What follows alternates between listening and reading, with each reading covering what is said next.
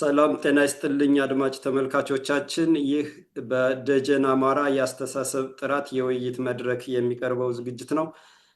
ዛሬ የደጀን አማራ የአስተሳሰብ ጥራት የውይይት መድረክ የምንወያይበት ርዕሰ ጉዳይ የአማራ ትንሣኤ መባቻ ላይ ቆመን ያለውን ሁኔታ የምንቃኝበት ይሆናል። ለዛሬ ውይይታችን ዶክተር ደብሩ ነጋሽ፣ ዶክተር አበባ ፈቃደና ኢንጂነር መንግስቱ አስፋው እንኳን ደህና መጣችሁ። ናስትልኝ እንኳን ደህና ተገናኘን። እንደምን ሰነበታችሁ? እግዚአብሔር ይመስገን፣ እግዚአብሔር ይመስገን። እንግዲህ ያለው የሀገራችን የህዝባችን የህልውና ትግላችን የፍትህ ትግላችን ውጣ ውረድ ትንቅንቅ ብዙ ውጣ ውረድን እያሳለፈ ብዙ ማነቆና ፈተናዎችን እየወጣ ዛሬ ላይ ደርሷልና ይህን በተመለከተ እንደው በአንደኛ ደረጃ የማነሳው ነጥብ ዶክተር ደብሩ ወደ አንተ ጀምርና ኢንጂነር መንግስቱ አንተም ሀሳብ ትሰጥበትና ዶክተር አበባ አንቺ ትቋጨዋለሽ ማለት ነው። የመጀመሪያውን ነጥብ ምንድን ነው የማነሳው ነጥብ የአማራ ልዕልና ባህልና ጥበብ የአማራ ልዕልና ባህልና ጥበብ ትውፊት ከመጋራት ይልቅ በቅናትና በበታችነት ስሜት ከተነሳ ጥላቻና ወራሪ ዘረኛ ተገንጣይ ባህሪ በመነሳት የሚፈጸም የአማራን ዘር ማጥፋትና ሀገር ማፍረስ ወንጀል ማስታመም አብቅቷል ነው የመጀመሪያው መወያያ ነጥብ። ይሄ ማብቃቱን ሀሳቡን የወሰድኩት ከዶክተር ደብሩ ነጋሽ መጣጥፍ ላይ ነው እና ይሄ አብቅቷል ሲባል ምንድን ነው ማሳየው? ይሄንን ልንችል የቻልንበት ለዚህ ድምዳሜ ያደረሰን ምንድን ነው ያለው ሁኔታ ምን ይገልጽልናል የሚለውን ነው። ዶክተር ደብሩ ከአንተ ልጀምር። እሺ፣ እግዚአብሔር ይስጥልኝ። አንተን አዎ ነው ለደረስንበት ውድቀት፣ እልቂት እና ጥፋት የአማራ ባላንጦች አቅም ሳይሆን አማራው ተገቢውን እርምጃ ወስዶ ስላልነበረ ከጠላትም አብሮ ስለነበር ነው። በበርካታ ምክንያት እንደውም አንድ ሁለት ጊዜ ሳይጠቀስ አልቀረም። ይሄ ግራ ዘመም እምነት ተከታዮችን ሁኔታ ያጠና ዶክተር አንዳርጋቸውን እንዳልካቸው የሚባል ጎንደር የመሰለኝ እንደውም የዛሬ 35 እንዲህ ዓመት እንግሊዝ ሀገር ተገናኝተናል።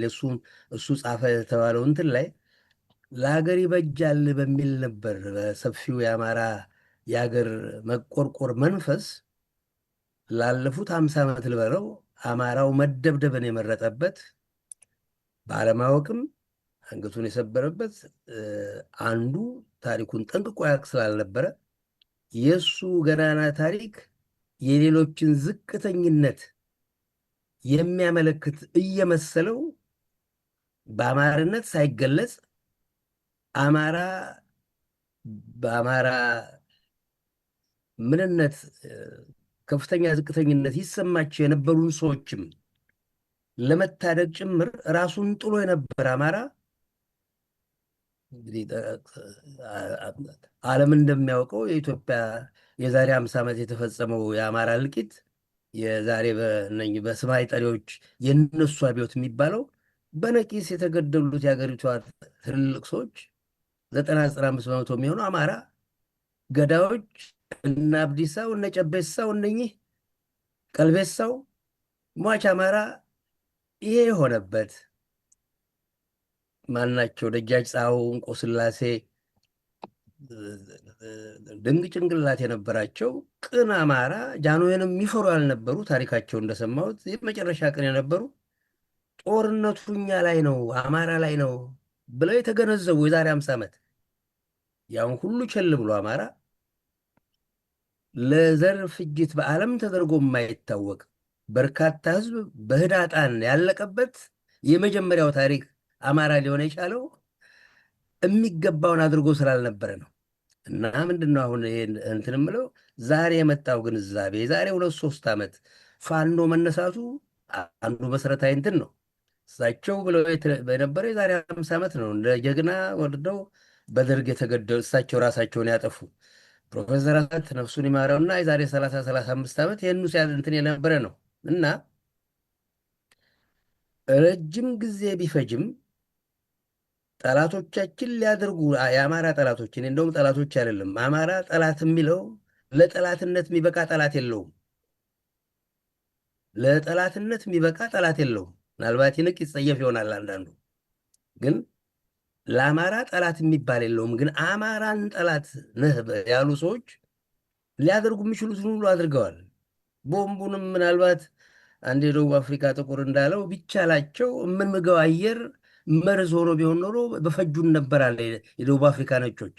አማራን ይሄን ለማድረግ ወደኋላ አይመለሱም ነበር የኦሮሞ ተብዬና የትግሬ ልሂቃን ተብዬዎች። እና ዛሬ አማራ ለዚህ መድረሱ አሻፍረኝ ማለቱ 40 ክንድ ምላስ ሲመለስ እንትን ይባል የነበረብን ዛሬ በርካታው ሰው መቀበሉ እኔ አጫውቼ እንደሆነ የዛሬ 35 ዓመት ነው። በዲሴምበር ፈረንጆች 1991 የዛሬ 35 ዓመት ነው የኦሮሞ ተብዮችና የትግሬን ወረራ ነው ያልኩት። በዚያ ጊዜ ኢትዮጵያ ሪቪው ላይ እንደው ፈለገ ሰው ሊያገኘው ይችላል። ኤሌሰን ኢን ሂስትሪ በሚል የዛሬ 35 ዓመት ለነኚህ ወራሪዎች ማፍረሻው ማርከሻው የአማራ ብሔርተኝነት ነው። 35 ዓመት ፈጀ። እሳቸው ራስ ማነው ደጃች ፀሐዩ 50 ዓመት ፈጀባ ይህን ካሉ። ዛሬ የመነሳቱ ትልቅ እንትን ነው። ምክንያቱም በየቀኑ እየበሰለ እየጎሸ ስለሚሄድ እንደው አንድና ሁለት የለውም። አብዮት ማለት ይሄ ነው። እያንዳንዱ አማራ እንትን ላይ ሊያምን ያልቻለ አማራ በገዛ ቤቱ ልጅ ቤቱ እየተደፈረ ባረመኔዎች እና ይሄ መነሳቱ ትልቅ እንትን ነው። ለዚህ ነው እንትን ያልኩት። እግዚአብሔር ይስጥልኝ። በጣም ጥሩ ዶክተር፣ ያው ጽዋው ሞላ ነው። ኢንጂነር መንግስቱ ወደ አንተ ላምጣው እስኪ ይህን ነጥብ። የአማራ ልዕልና ባህልና ጥበብ ትውፊት ከመጋራት ይልቅ በቅናትና በታችነት ስሜት ተነሳስተው የአማራን ዘር እያጠፉ ያሉት ወራሪ ዘረኛ ተገንጣዮች አማራ የሚፈጸምበትን ዘር ማጥፋትና ሀገሩ መፍረስን ወንጀል ማስታመሙ አብቅቷል እና ይሄን ማብቃቱን ያልተረዳ የተወሰነ ቁጥር ያለው ህዝብ ስለሚኖር ይሄ ማብቃቱን እዚህ ደረጃ ላይ መድረሱን እስኪ አንተም ግለጽልን። እሺ፣ እግዚአብሔር ይስጥልኝ። ያው ዶክተር ደብሩ ገልጾታል ሰፋ አድርጎ። እንግዲህ ለምንድን ነው ይሄን ያህል ረጅም ጊዜ የፈጀው የሚለውን ትንሽ መዳሰስ ያስፈልጋል። አማራው ጠላቶቹን ብሔርተኝነቱን አውቆ የመጡበትን ጠላቶች ለመመከት በማንነቱ ለመነሳት እንግዲህ ደጃዝማች ፀሐዩ አሉ ከተባለው 50 ዓመት ጀምሮ ወይም ህወሓት ጠቅላ ማዕከላዊ መንግስቱን ከያዘች በኋላ አሰባስባ የመጣችው በጽሁፍም በማኒፌስቶም በተግባርም ጸረ አማራ የሆነ ድርጊት ነበርና ያ ሁሉ ሲሆን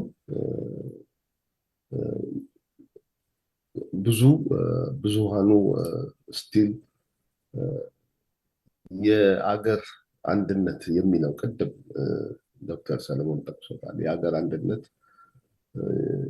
ለሀገር በሚጠቅም ለዚች ሀገር በሚል በትዕግስት ያዘው እንጂ ችግሩ የቆየ ነው። ይሄ ያው ጉዳዩ ከተፈጥሮ መሆናቸውም ከነሱ ከዚህ ትግራይ ትግርኛ ጠባብ ብሔርተኞች ከኦነግ ጠባብ ብሔርተኞችም እና ሌሎችም ብሔርተኞች አሉ። የአማራ ጥላቻ ከራሳቸው ቢመነጭ ሌላውን ደግሞ የቀዱት ከጣሊያን ነው። ጣሊያን ሌሎችን በሙሉ ልክ እንደዚህ ወያኔ ያንን ቅጂ ያንን ሮድማፕ ነው የወሰደው ብሉፕሪንት ጸረ አማራ ሆኖ እንዲነሱ አድርጎ ነበር። የአስተዳደር አድሚኒስትሬቲቭ ሪጅንስም በዛች በ5 ሲዳሞ፣ ኦሮሞ፣ አማራ፣ ሲዳሞ፣ ጋላ፣ ትግሬ እያለ የኮሎኒያል አድሚኒስትሬሽኑን በዛ አድርጎ እናንተ ተነሱ እያለ ቀደም ሲል በኤርትራ የጀመረውን ላግራንድ ኤሪትሪያንስ እንደን ትግራይ ትግርኛ የሚለውንም አስፋፍቶ በአጠቃላይ ያነሳሳው ጸረ አማራ ነበር። ምክንያቱም አማራንና ኦርቶዶክስ ቤተክርስቲያን አንድ ፒለር ኢንስቲትዩሽንስ አማራውን በጣም አሰባስቦ የሚይዘው እሱን ለመምታት በጽሁፍም በመመሪያም ደረጃ ያካሄዱበት ነበር። እንደው ለምሳሌ እኔ በግሌ እንኳን ከተገነዘብኩት ኤርትራ ውስጥ አማራን ሀድጊ ይላሉ፣ አህያ ማለት ነው። የሚገርማቸው ነገር ይሄ የተሰጣቸው ቃል እንደሆነ አንዳንድ እኔ ደግሞ በሌላ በኩል ያገኘሁት መረጃ አለኝ። ከጣሊያኖቹ የተሰጣቸው ነው ይሄ ኮድ ሀድጊ የሚለው።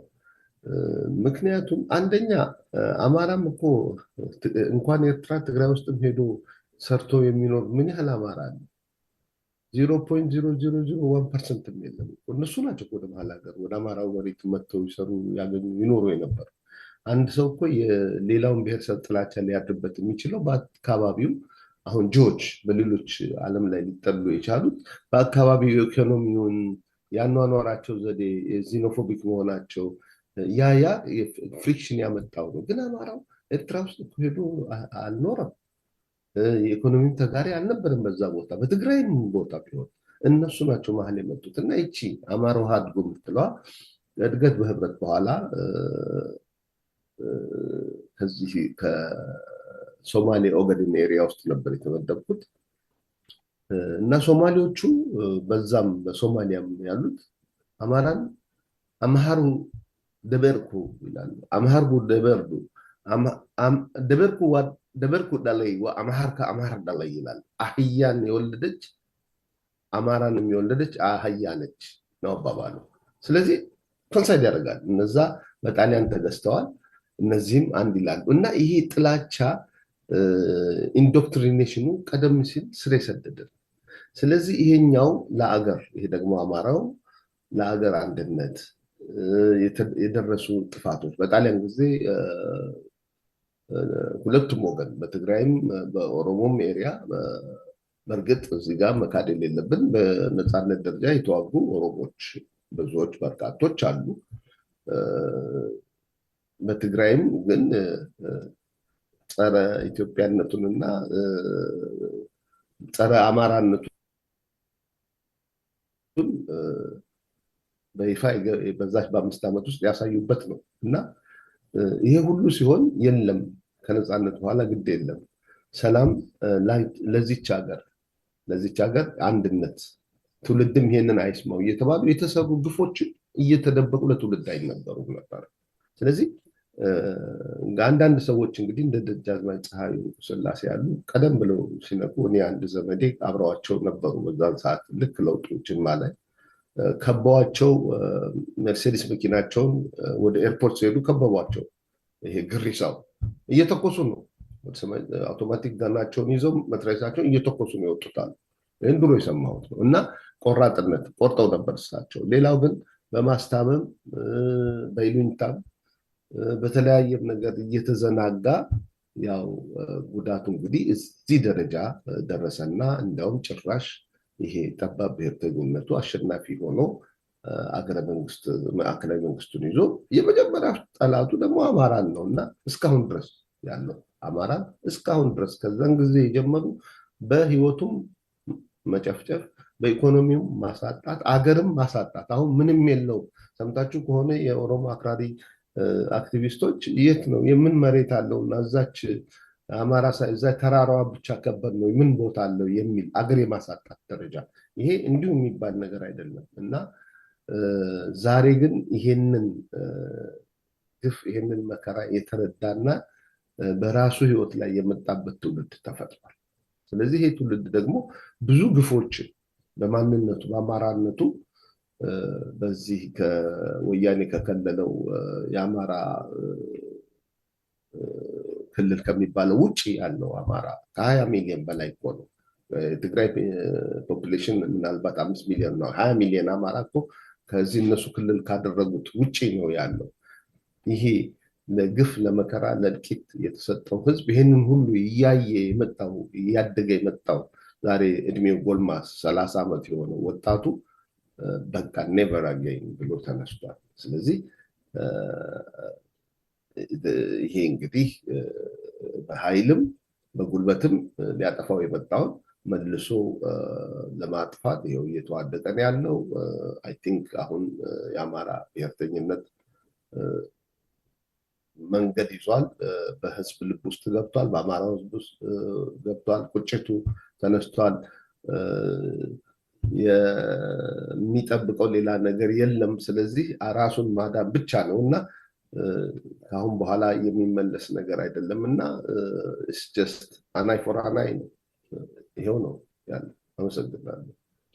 በጣም ጥሩ ኢንጂነር፣ እናመሰግናለን። ዶክተር አበባ ወደ አንቺ ልምጣ። አንቺም እንግዲህ እዚህ ላይ ማስታመሙ ማብቃቱን ከ4 ዓመት በፊት አንድ ውይይት ላይ ያደረግሻት ጽሁፍ ተቆርጣ እናሰራጫት ነበረ። የማለቃቀሱን አቁሙና ጠላት በገጠማችሁ ልክ ቁሙ የሚል፣ ስላለቀሳችሁ የሚመጣ ለውጥ የለም የሚል ጽሁፍ ነበረች እና ዛሬ ላይ ማስታመሙ አብቅቶ ሁሉም በመጣበት ልክ እየተፋለመ ነው እና አንቺስ ይህንን እንዴት ትገልጫዋለሽ ዶክተር? ጥሩ ውይይት ነው ወንድሞቼ። እንዳልከው ብዙ ጊዜ ብዙ ነገሮች ተደጋግመዋል። ግን ቅድም ያልከው ካሁን በኋላ ወንጀሉን መጥቀስ እንጂ ማለቃቀሱም ሆነ አዲስ ምዕራፍ ያልከው ነበረ ቅድም ስንወያይ። አይ ቲንክ የውይይታችን እንትን ነው አርእስት መባቻ ላይ ነች የሚለው የአማራ ትንሣኤ መባቻ ላይ ቆመን እና አሁን ቅድምም አቶ መንግስቱም ዶክተር ደብሩም እንዳሉት አንተም መንደርደሪያ ላይ እንዳልከው ለረዥም ጊዜ አማራው ራሱንም አላወቀም፣ ጠላቱንም አላወቀም። በነበረው ታሪካዊ ማንነትና ታሪካዊ እሴቶቹ በማንነቱ በባህሉ ሲወርድ ሲዋረድ በመጣው ቀጠለ።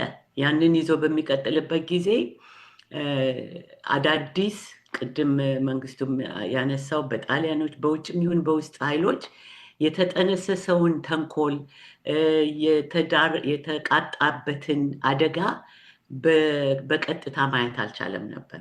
ምክንያቱም እንዲሁ በነበረው ሀብት፣ በነበረው እሴት፣ በነበረው የሀይቅ ከፍተኛ ባህል፣ ከፍተኛ ስልጣኔ በዛው ውስጥ እየተጓዘ ስለነበረ በየጊዜው የኢትዮጵያ የውጭ የውስጥ ጠላቶች የውጮቹ የውስጦቹን በመመልመል የሚያዘጋጇቸውን አደጋዎች አልተመለከተም ነበር። ከትምህርት ብዙ ጊዜ አነሳዋለሁኝ።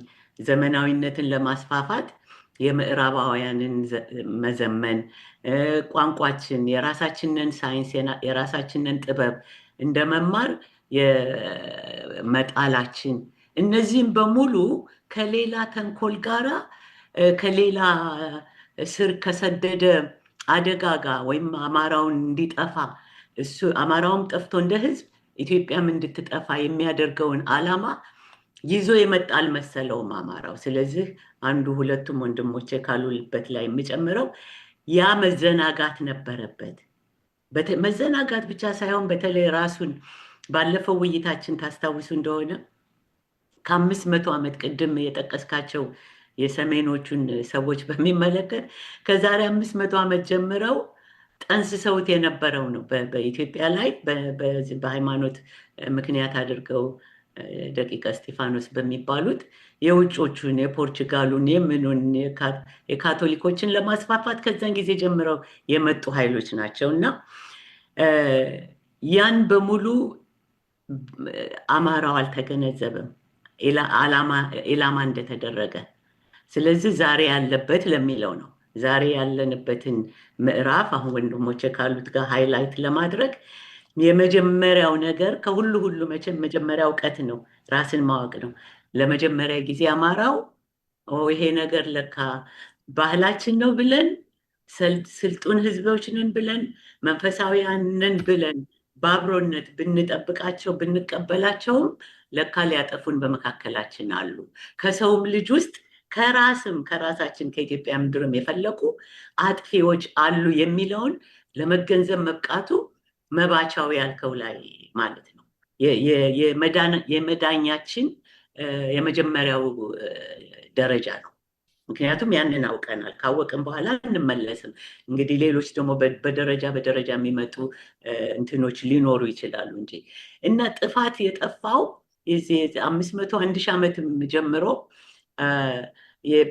የተዋህዶ የቤተ ክህነት ወይም የጥንታዊ አዋቂዎች የኢትዮጵያን ማንነት ሀገረ እግዚአብሔር ወዘተ ሲሉ አንድ ሌላ ከሚጨምሩት ነገር የኢትዮጵያ ሕዝብ መንፈሳዊ መሆን ብቻ ሳይሆን እውቀት ከትውልድ ትውልድ ማስተላለፍ ባህሪው እንደሆነ አድርገው ነው። ኢንተርናላይዝድ የሆነ የራሱ የማንነት መገለጫው ከጥንት ጀምሮ እውቀትን እና ጥበብን በጣም የሚያከብር መሆኑ ብቻ ሳይሆን ያ ደግሞ ከትውልድ ትውልድ እንዲተላለፍ የሚያደርግ መሆኑን ለዚህም ደግሞ ቋንቋን መፍጠራቸው፣ ጽሑፍን መፍጠራቸው፣ በብራና እየተጻፈ የሚቀመጠው ያ ከትውልድ ትውልድ እንዲተላለፍ ነው። ያ ነገር ተቋረጠ ለብዙ መቶዎች ዓመት ማለት ነው። ስለዚህ እኛ ከመሰረታችን አማራውም ሆነ ሌላው ኢትዮጵያዊ ከመሰረታዊ ማንነቱ ለምን ሀገረ እግዚአብሔር እንደሚባል፣ ለምን የእግዚአብሔር መገለጫዎች ነን እንደምንል፣ ለምን አብሮነትን እንደምንወድ፣ ይሄንን ታሪክ እውቀት ማለት ምን እንደሆነ ሳይንሱን ሁሉን ነገር እንዳንቀበለውና እንዳናውቀው ተደረገ ማለት ነው። ሁልጊዜ ለምናነሳው ነገር ከዚህ ማንነታችን መለያየታችን በዘመናዊ መንገድ በትምህርት በኩል በሉት ዘመናዊ ለመሆን በምናደርገው በምዕራባውያን አስተሳሰብ ከዛ ደግሞ ቀደም ብሎ አሁን በቤተክርስቲያን በኩል ያልኩት ቀደም ብሎ በሰሜኑ በደቂቀ እስጢፋኖስ በደቡቡ ደግሞ በኦሮሞ ወረራ በእነሱ በኩል የገባው በሁለት ለረዥም ጊዜ ነው እና ይሄንን ሁሉ ተዘናግቶ የተቀመጠው አሁን ነቅተናል። በዛ ደረጃ ላይ መኖራችን ትልቅ ነገር ነው። ይሄ ማለት ግን ይሄ ንቃት ምጥ ቦታ ላይ እንዴት ነው መባቻል ከመንጋቱ በፊት ይጨልማል እንላለን አይደል? ከመወለድ በፊት ምጥ አለ። አሁን ያለንበት አንድ ማናቸው ያልኳቸው ባለፈው ሰምቻቸው የነበረው ደጃዝማች ወልደ ሰማያት ነው ማለት ወልደ ሰማያት እሳቸው ኢትዮጵያ በዓለም ላይ ታይቶ የማይታወቅ መከራ ላይ ነች ያለችው ነው ያሉት። ቅድም እናንተ ላነሳችሁት አገራችን ደብሩም አንስቶታል ብዬ ነው። አገራችን ይህ ነው የማይባል በገዛ አገሯ በገዛ ባለቤትነቷ በገዛ እውቀቷ በገዛ አርበኝነቷ በገዛ አስተናጋጅነቷ በገዛ አቃፊነቷ በራሷ ሳይንስ ስልጣኔ ባለቤት በሆነች ሀገር በራሷ ላይ እሷን በሚመስሉ ጠላቶች አሁን ቅድም ያላችኋቸው አድጌ ስትል መንግስቱ እንዴት ትራንዛክሽናል እንዴት ደብሩ ትንሽ ሰዎች ምናምን ይላል። አንዳንዴ ኢንፌሪዮሪቲ መጥፎ ነው። ሰው አድርጎብህ አይደለም የራስ ኮምፕሌክስ ስላለ ይገርማል።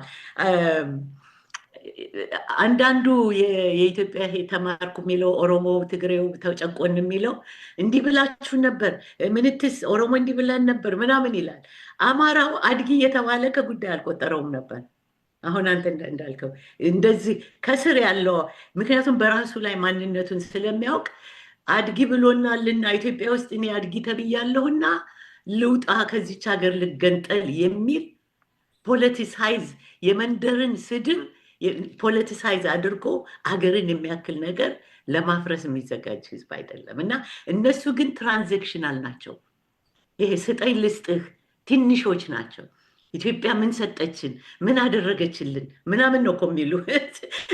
ምን ማድረግ ነበረባት እናቴ እኔን ከመውለድ ሌላ ምን ማድረግ አለባት? ከማሳደግ ሌላ ከማብላት ከማጠጣት ሌላ ምን እንዲደረግላት? አይ የመንደር ልጅ አንተ ትግሬ ምናምን ብሎኝ ነበር፣ አይ አንተ ምንትስ ምናምን ብሎኝ ነበር። እና ለዛ ብለህ የብዙ ሺህ ዓመት ስልጣኔ የእግዚአብሔር መገለጫ የሆነች የጥበባንና የቅዱሳን አገርን ለማፍረስ ለፈረንጆች ተሽጠህ ለአረቦች ተሽጠህ ትቆማለህ። ይሄ ቅድም ሁልጊዜ ለምታነሳው ነው እና ትልቁ ጥፋት ለማለት ነው፣ ለማጠናከር ይሄ ለማጠቃለል ይሄ አሁን ያለ ነው። ሌሎች አልበደሉንም አይደለም። ደብሩም ብዙ ጊዜ ይለዋል፣ እኔ ማነሳዋለሁኝ። የውስጥም የውጭም ጠላት ቢኖረን የራሳችን መዘናጋት ሁሉ ነገር መልካም መሆንም በአግባቡ ነው። ያንን አለማወቃችን በደመነፍስ ላለፈው 150 ዓመት እንዲሁ ተጓዘ ኢትዮጵያዊ። በደንብ ይሄ ማንነቱን የሚያንጸባርቅ ህይወት የሚያንጸባርቅ ፖለቲካ አልሰራንም። ስለዚህ ተጠያቂ እኛ ነን እና ይሄን ማወቅ ደግሞ መባቻ ብቻ አይደለም አንተነህ ድል ሆነ ማለት ነው። እስኪሆን ድረስ የጊዜና የጉዳዮች እንጂ ይሄንን የተገነዘበ ማንኛውም ሰው እስከዛሬ ይሄን አጥፍቻለሁ፣ ማንነቴ ይሄ ነው፣ አቅሜ ይሄ ነው፣ ይሄን በሙሉ ወደዚህ በማመጣበት ጊዜ አሸናፊነቴ ጥርጥር የለውም ይላል ማለት ነው። ይሆናል ማኒፌስት የምታደርገው ያልቻልከው ነገር ይሆናል። አሁን ግን ምጥ ላይ ነን። ያ መልካም ነገር ለመወለድ መማጥ አለበት። አሁን ያለንበትን እሳቸው ያልኩትን መከራ ጊዜ ኢትዮጵያ የደረሰባትን በዓለም ታይቶ የማይታወቅ መከራ ከሆነ የደረሰባት በዓለም ላይ ታይቶ በማይታወቅ የጀግንነት፣ የጥበብ፣ የብልሃት መንገድ ነው እኛ ፈንጥቀን መውጣት ያለብን። ይሄ እንግዲህ ራሱን የቻለ አንድ አርዕስት ነው። ይሄንን የደረሰብንን መከራና ችግር በሚመጥን ማንነታችንን ካወቅን ባወቅነው ማንነታችን ደረጃ ነው መልስ የምንሰጠው ብዬ ነው የማስበው። እና እዛ ፍትጊያ ላይ ስለሆንን የሚሞቱት ልጆቻችን፣ የምትጠፋው ሀገራችን፣ አማራዊ እለት በእለት የሚጎዳው ጉዳት ሁሉ ከንቱ እንዳይሆን ማለት ነው። ከንቱ እንዳይሆን በራሳችን ድክመት ምክንያት ስለሆነ እስካሁንም አሁን ደግሞ በራሳችን ጥንካሬ እንነሳለን። ወደኋላ የሚባል ነገር የለውም። ጠላትን ቅድም ወንጀለኛ ምናምን የሚለው አልፏል። ካሁን በኋላ ትግሬ እንዲያረገን፣ ኦሮሞ እንዲያረገን፣ እከሌ እንዲያረገን የሚባልበት ጊዜ አልፏል። አይተናል። አሁን እኛ ስለኛ ምንድን ነው የምናደርገው? ሁለተኛ የነሱን ጥቃት መላሽ ብቻ ሳይሆን እኛ አሁን የራሳችን ከጥንት በነበረን የሀገር ባለቤትነት የስልጣኔ ባለቤትነት ማስመለስ የምንችል መሆናችንን አማራው በሙሉ ልብ ያንን ማዋሃድ መጀመር አለበት። ያን እስካላደረገ ድረስ ነው ሁሉም ከዚህ ስለሆነ የሚጀምረው የትም አንደርስም። ግን ደግነቱ ነቅተናል። በህሊናችን አሃ ለካ እንዲህም አለ ጎሰኝነትም አለ ለካ ብለን ነቅተናል ለማለት ነው። እንግዲህ አመሰግናለሁ ስላልከኝ። አዎ በጣም ጥሩ ነው። እንደውም የአማራ ልዕልናና ባህልና ጥበብ ትውፊት ከመጋራት ይልቅ በቅናትና በታችነት ስሜት ከተነሳ ጥላቻና ወራሪ ዘረኛ ተገንጣይነት የሚፈጸም የአማራን ዘር ማጥፋትና ሀገር ማፍረስ ወንጀል ማስታመም አብቅቷል የሚለውን ዶክተር ደብሩ ሲጠቀልለው የበደሉና የግፉ ጽዋ ስለሞላ ነው በሚል ጠቅልሎታል ያለውን ሁኔታ አንስቶ፣ ኢንጂነር መንግስቱ ደግሞ ለአንድነትና ለአብሮነት እየተባለ የተደበቁ ግፎችና በደሎች ስላልቆሙ መጨረሻ ላይ መድረሳቸውን ያሳይ በሚለው ሲጠቀልለው፣ ዶክተር አበባ ደግሞ አማራ ካለው ቱባ ባህል እምነትና ሴት የተነሳ አቃፊነቱ፣ ሰብሳቢነቱና ፍትሐዊነቱ የውስጥ ሊያጠፉት የተነሱትን ጠላቶቹን በልካቸው ስላላያቸው ነው። ዛሬ በልካቸው ስላያቸው ከመዘናጋት ስለወጣና ወደ ራሱ መመልከት ስለደረሰ ያሳያል የሚለው በጣም በግሩም ሁኔታ ነው የገለጻችሁት። ወደ ሁለተኛው ነጥብ እሄዳለሁ። እንደውም ሁለተኛው ነጥብን ዶክተር አበባ ትንሽ ነካክተሸዋል፣ በሰፊው ትሄጅበታለሽ። በወራሪ ዘረኛ ተገንጣዮች የሰረጸ ጸረ አማራነት የሚቀለበሰው በማባበል ሳይሆን በኃይል ብቻ መሆኑን አማራ መገንዘቡ የፋኖ የአማራ የህልውና የፍትህና ሀገር አድን ትግል ትንሣኤ መባቻ ላይ አድርሶታል። እንግዲህ መባቻ ማለት ዋዜማ ነው። አሁን የአዲሱ በስርዓተ ትምህርት እውቀቱ የተበላሸው ጭንቅላቱ የታጠበው ትውልድ ላይ ያውቅ ይችላል። መባቻ ማለት ዋዜማ ማለት ነው እና የዛ ዋዜማ ላይ ደርሷል ነው እና ለዚህ ዋዜማ ቅድም ማስታመሙን አብቅቷል። ያንን በደንብ ተገልጿል። አሁን ደግሞ ዋዜማው ላይ የድሉ ዋዜማ ላይ ደርሷል። መጀመሪያው ምዕራፍ ጥያቄ ማስታመሙን በህግ አምላክ ህግ ይድረስልን የሚለውን ማስታመሙን አብቅቷል ነው። አሁን ደግሞ የትንሣኤ መባቻ ላይ ደርሷል። የህልውና ትግሉ፣ የፍትህ ትግሉ፣ ሀገር አድን ትግሉ በጸረ አማራነት ነቅሰው በወራሪነትና በዘረኛነት እያጠፉት ያሉትን የሚቀለብሰው በማባበል ሳይሆን በመጡበት መንገድ በመሆኑ ያንን ማድረጉ የድሉ መባቻ ላይ አድርሶታል ነው። ይሄንን ያልንበት ምክንያት አሁን ያለው የፋኖ ከግለሰብ ተነስቶ የደረሰበትን ሁኔታ እንዴት ትገልጸዋለህ? ኦኬ ታንክ ዩ።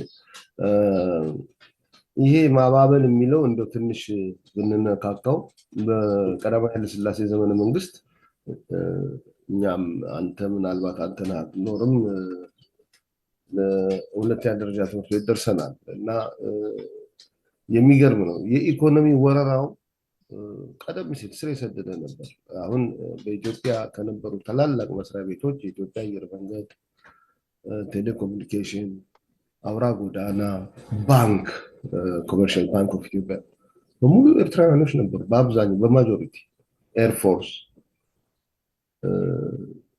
የወለጋ ኦሮሞዎች እና ፕሪዶሚነንትሊ ያንን እንደው የት ይደርሳል ግድ የለም እየተባሉ የታለፈ ነገር ነበረ። which was wrong አይደለም። አሁን አንተ እዚህ ጋር 60 ሚሊዮን እያለ ከ3 ሚሊዮን ህዝብ ላይ ማጆሪቲውን ሆኖ ያ ወረራው ለሀገር አንድነት ለሰላም እየተባለ which was wrong ነበረ። ኢኮኖሚካሊ ይሄኛው የአማራው እንትን እንዲነሳና እንዲጠነክርም አልተደረገም። አንዱ ትልቁ ችግር እሱ ነበር። የኢኮኖሚውም የፖለቲካውን ባለቤት አይደለም፣ ነፃነት አስከባሪ ብቻ ሆኖ ነው ለዘመናት የዘለቀው እና እንደውም አንድ ቤተሰቦች ሲያወሩ የምሰማው ነበር። አንድ የትግራይ ሰው ወይም ኤርትራዊ ሊሆን ይችላል፣ ያን ሁሉም ትግራይ ነው የሚባለው ትግራይ ነው የሚባለው እና ትምህርት ሚኒስቴር ከፍተኛ ስልጣን ያዙ። ይሄ ተረት አይደለም እና በምክትል ሚኒስትርነት ይሁን በጃንሆይ ጊዜ ነው እና በዛን አመታት ተከታታይ በቃ ሙሉ በሙሉ 90% ትግራይ ነው ወደ ስኮላርሽፕ የሚሄደው። ኋላ ጃንሆይ ጋር አቤት ተባለ እና የሆኑ ሰዎች አቤት አሉ። ጃንሆይ አስጠርተዋቸው ምን ነው አንተ ተማሪ ትግሬ ብቻ ነው ወይ አሏቸው ነው የተባለው እና የዛን ሰውየው በቃ ደነገጡ። ከስራቸው ሰውየው ታገዱ። ይሄም ተደርጎ ነበር በፊት ለፊት ለማለት ነው። ይሄን እንግዲህ በዛ ዘመን የነበሩ ያውቁታል። አመት 2 አመት በተከታታይ 3 አመት በእንደዚህ አይን ያወጣ ድፍረት ከሌሎች ሲታይ፣ ከዚህኛው በኩል ያለው ደግሞ ይሉኝታና ለሀገር አንድነት የሚለው ይሄ ደግሞ የሄደበት ሀገረ መንግስት የገነባ ስለሆነ ካልቸሩ ፊሎሶፊው 12ኛው ክፍለ ዘመን ፍሎሪሽ ያደረገ ዘርዓ ያዕቆብ ፊሎሶፈርስ ጽሁፉ ሊትሬቸሩ በዛ ውስጥ የሄደበት ረቂቅ ህዝብ ስለነበረ አሁንም ድረስ ያለው ሲቪሊቲን ሂዩሚሊቲን ረቂቅ ህሊና እንዲችል ይሄን ያደረገው እሱ ነው እና ግን አሁን የራሱ የተነሱበት የጠላቶቹ የጭካኔና የግፍ መጠኑ ለመስማት የሚከብዱ በሰው ላይ የሚደረጉት በአማራ ላይ የሚደረጉት ግፎች ይሄንን ኔቨር አጌን ካሁን በኋላ የሚል ቆርጦ የተነሳ ትውልድ የአማራን ብሔርተኝነት የፈጠረው እሱ ነው። ያ ጭካኔውና ጭራሽ እንዲያውም አሁን ሀገርም የለህ እየተባለ እየተፈነቀለ ሉካት አዲስ አበባ እየሆነ ያለው እንግዲህ አዲስ አበባ የአማራው አጽመ ርስት ነው በአብዛኛው እና ይሄ ሌላ ጊዜ ልናወራበት እንችላለን አዲስ አበባ እንዴት ተመሰረተች እና አሁን ግን ወያኔ የጀመረችውን እነዚህ ቀጥሎበት ያው አንድ ነው ማኒፌስቶአቸውም መተዳደሪያው መመሪያው አማራውን እየነቀሉ ከከተማ አውጥተው በዚህ በታዛ ቆርቆሮ ውስጥ ግማሹን በማስ ለማስ ሚዲያ ሽፋን ነው ለተወሰኑ ሰዎች ቤት ሰጥተናል ኮንዶሚኒየም የሚባለው እሱም ተመጣጣኝ ያልሆነ ግን በአብዛኛው ቤትም የለው መሬትም የለው አርቀው ከከተማ አውጥተው ይሄ ኢቪክሽን ነው እና በበሽታ በረሃብ አንዳንድ ተጋላጭ ተስቦ በሽታዎች እንዲጋለጥ ተደርጎ ዘርን የማጥፋት ነው። ይሄ እነዚህ ግፎች እንግዲህ ይህንን የአማራን ጠንካራ ቆራጥ ብሔርተኝነትን ወለደ። ስለ ጦርነት ካመጣን እንግዲህ አማራ ምንም እኔ በዚህ አይ ወንት ቢ ሻይ ይሄንን ስናገር በዲኤንኤው ነው ያለው። ጦርነቶች ለዘመናት በትውልድ ሲዋጋ የኖረ የአማራ ልጅ ሲሰለጥን ሲያድግ እኮ ፈረስ ግልቢያ፣ ጦርነት አተኳኮስ ነው እና በዲኤንኤው ያለ ነው። ግን ተነስቶ የውጭ ጠላት ላይ ነው እንጂ የውስጥ እነዚህ ላይ ስላልተዘጋጀ አልተነሳም ነበር። ግን አሁን ተመልከቱ፣ ሄደው ትጥቁን እናስፈታሃለን ሲሉት ጂንፎ ዱላ እኮ ነው ይዞ የወጣው አብዛኛው። እንደው አንዳንድ በጂንፎ ዱላ እየማረክ አይደለም ዛሬ ይሄው የደረሰበት ደረጃ እና ከፍተኛው ደረጃ ላይ ደርሷል እና ይሄ የሚቀለበስ አይደለም። የራሱን ብሔር ከህልውና ከጥፋት እንደሚያድንና እንዲያውም ሌሎችም ይሄ የጠባብ ብሔርተኞች ኦሮሞማ፣ የትግራይ ተስፋፊዎች እየደመሰሷቸው እያጠፏቸው ያሉ ብሔረሰቦች ብዙ አሉ እኮ። ይሄ መስመሩ የክልሉ የተደረገው እኮ ጥናትና ያሰፋፈር የባህል የቋንቋ ታስቦበት አይደለም። ለእነሱም ማስተዳደር እና ለወደፊት ወረራ ለመጨፍለቅ እንዲመቻቸው ነው እና የተጎዷል። እነሱንም ነፃ የሚያወጣ ንቅናቄ ነው ይሄ እና ከዛም አልፎ አገርን የሚያድን ነው፣ አገርን የሚያተርፍ ነው። እዛ ደረጃ ደርሷል ማለት ነው። ይህንን የፈጠረው ማነው? የጠላቶቹ ጭካኔና በጣም ኢሰብአዊ የሆነ እሱን ሊያጠፉ አማራን ለማጥፋት የተነሱበት ርቀት ይሄንን በአንጻሩ ይሄንን የአማራን ጠንካራ ብሔርተኝነት ወልደዋል ነው የምለው። አመሰግናለሁ። እናመሰግናለን ኢንጂነር። ዶክተር ወደ አንተ ልምጣ። ዶክተር አበባ ወደ አንቺ ልምጣ መሰለኝ። እዚህ ጋር እንግዲህ በጸረ አማራነት እና በአማራ ጠልነት ወራሪዎች ዘረኞች የሚፈጽሙብን ዘር ማጥፋት፣ ሀገር ማፍረስ ማባበሉ አብቅቷል ነው እና ፋኖ የደረሰበት የፍትህና የህልውና አገር አድን ትግል የትንሳኤው መባቻ ላይ ደርሷል። ቅድም ጠቃቅሰሸዋል እና ከዚህ ጋር አያይዘሽ ብትቀጥይበት። በደንብ ተዘርዝሯል። አሁን ወንድሜ አቶ መንግስቱን ብሎታል። እንግዲህ አንዳንድ ነገሮች በደንብ በጥልቀት የስነ ልቦና ማንነታችን ሊመረመር ይገባል። ይሄ ጉዳት ሲደርስበት አንዳንድ ጊዜ የሰው ልጅ ፋይት ኦር ፍላይት ኦር ፍሪዝ የምንለዋለን።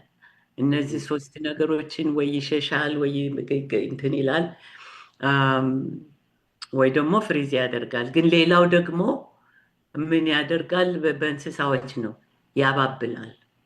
እና እንደው በዛ ደረጃ ደርሰናል ብዬም ባላስብ ከመጠኑ ስለሚያልፍ ቅድም መንግስቱ ያላቸው ነገር በአፄ ኃይለ ሥላሴም ጊዜ እየመሩ ባንዳ ሆነው እየመሩ የመጡ በትሪዝን ሊቀጡ የሚገባቸውን ሰዎች በሙሉ ነው ስመጥሩ ሐማሴን ምንትስ ሁሉ ነገር ለነሱ ይሰጡ ነበረ። አሁን እንዳልከው ይሄ በአግባቡ መደረግ አለበት። ለማንም ኢትዮጵያዊ ከየትም ቦታ ይሁን ትምህርት ከፈለጉ ይማሩ። ግን ከመንገድ ወጥተህ ጥፋት ያጠፉትን ኢትዮጵያዊ ለማድረግ ወይም ደግሞ ወደ ከጠላትነት ለመቀየር በእንደዚህ አይነት መሸንገያ ማድረጉ ትልቅ ስህተት ነው ብዬ ነው የማስበው። እነዚህ እንግዲህ በኢንዲቪጁዋል በግለሰብ ደረጃ በሳይኮሎጂ ውስጥ ይሰራሉ። አንዳንድ ሰዎች እንደዛ ያደርጋሉ። ፋውኒንግ እንለዋለን። ልክ እንደ ፍሪዝ ምናምን ምንድነው መለማመጥ ተለማምጠህ በዛ ደረጃ እስከሚታይ ድረስ በደርግም ጊዜ በለው በተለያዩ የፖለቲካ ድርጅቶች ውስጥ ካየህ አማራው ሌላውን ፕሮሞት ማድረግ እንትን ይላል። አይግደለም አንተ ጉራጌ ነህ፣ አንተ ወላይታ ነህ፣ አንተ ምራ ይላል።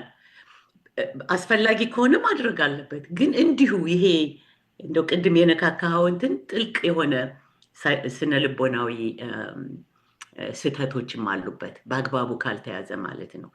ይሄ ኦቨርሊ ከሚገባው በላይ ናይስ ለመሆን ናይሲቲ የሚሉት አለ አይደለም፣ ለመሆን መሞከር ጤናማ አይደለም። እና ያ ትልቅ ጉዳት ላይ አድርሶናል አሁን እንዳልከው። ስለዚህ እንደማይሰራም አይተናል። በማባበል የምታደርገው ምንም ነገር የለም። በማንኛቸውም አቢዩዝ በማንኛቸውም የጭቆና እንትኖች መንገዶች ላይ እንደዛ አይነት በግለሰብም በለው በሀገርም በህብረተሰብም በማህበረሰብም ውስጥ የሚያዛልቅ አይደለም። የሚያዛልቀው ምንድን ነው? እውነቱን ፊት ለፊት መናገር ነው። እውነቱን ማለትም ይሄ ምቾት የማይሰጥህን ለአማራው ይመቻል፣ አይግደለም፣ እነሱ የትም አይደርሱም፣ አንተ ሂድ አንተ ምናምን ብትለው የሚጎረብጥህ ነገር የለም። ስለዚህ ኮምፈርተብል በሆነ መንገድ መጓዝን ለመደ። ይሄ የኛ ትውልድ ከኛ ትውልድ የነበረው 1-2 ትውልድ በፊት ያለው እውነትን ይሄ የሚቆረቁርን ነገር የለም። አሁን ቅድም ያነሳችኋቸው የዛሬ 50 ዓመት የዛሬ 100 ዓመት የተባሉት ሰዎች ለምሳሌ እነዚህ ሰዎች መናገር ነበር አጥብቀው፣ ቤተሰቦቻችን ሁሉ አጥብቀው ማድረግ ነበረባቸው። ግን ከዚህ ይነሳል እንትን ይተዋል። ፊት ለፊት መነገር ነበረበት እና ይሄ ኮንፊደንት ናሬቲቭ መውደድ የሚመች ያለ አይደለም። የተማሪውም የሚመች ነው። በውስጥህ ግን ሌላ እያወክ ነው ደግሞ ለዛው። ግን ያን ሰፕረስ አድርገህ ስለሆነ የምናደርጋቸው ነገሮች የምናደርጋቸው ትግሎች ሁሉ ከጥፋት ወደ ጥፋት ነው የሚወስዱን።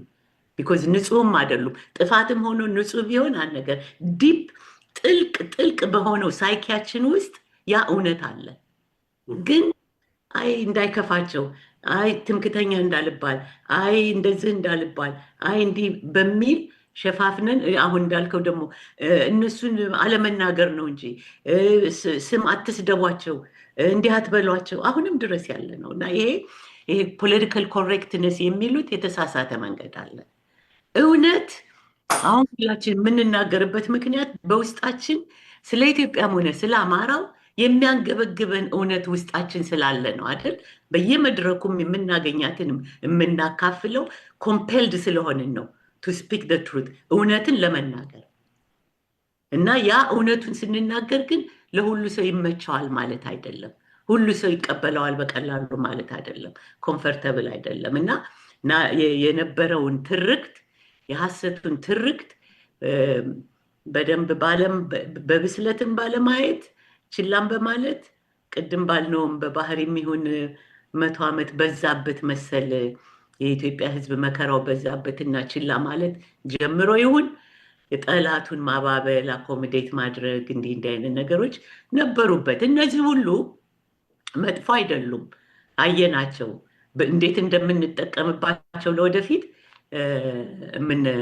እንድንመለከተው ነው የሚያደርገን ብዬ ነው የማስበው። ዋናው ኃይል የሚሆነን ያ ቅድም የተባለው ያወቅነውን እውቀት የነቃነውን ንቃት ስለ ማንነታችን ስለ ምንነታችን ምን እየደረሰብን እንደሆነ ካወቅን በኋላ አሁን የሚቀጥለው ጥያቄ ያያያዝከው ላይ የሚያዋጣው ማባበል ሳይሆን መጥላት ሳይሆን ጦርነትም እኔ ሁሉንም ነገር አልደግፍም።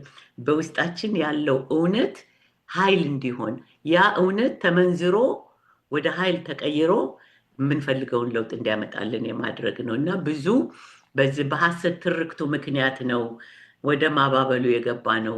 ዘመናዊ የመሰለን ፕሮግሬሲቭ የሆንን እየመሰለን የተራማጅ ባህል ነው ትላለህ እና ትልልቆቹ ሰዎች ሲነግሩን የለም ይሄ ህብረተሰብ አጥፊ ነው፣ ወራሪ ነው፣ ጎሰኛ ነው፣ ሸረኛ ነው ሲሉን ላለመቀበል እና እንደ ዘመናዊነት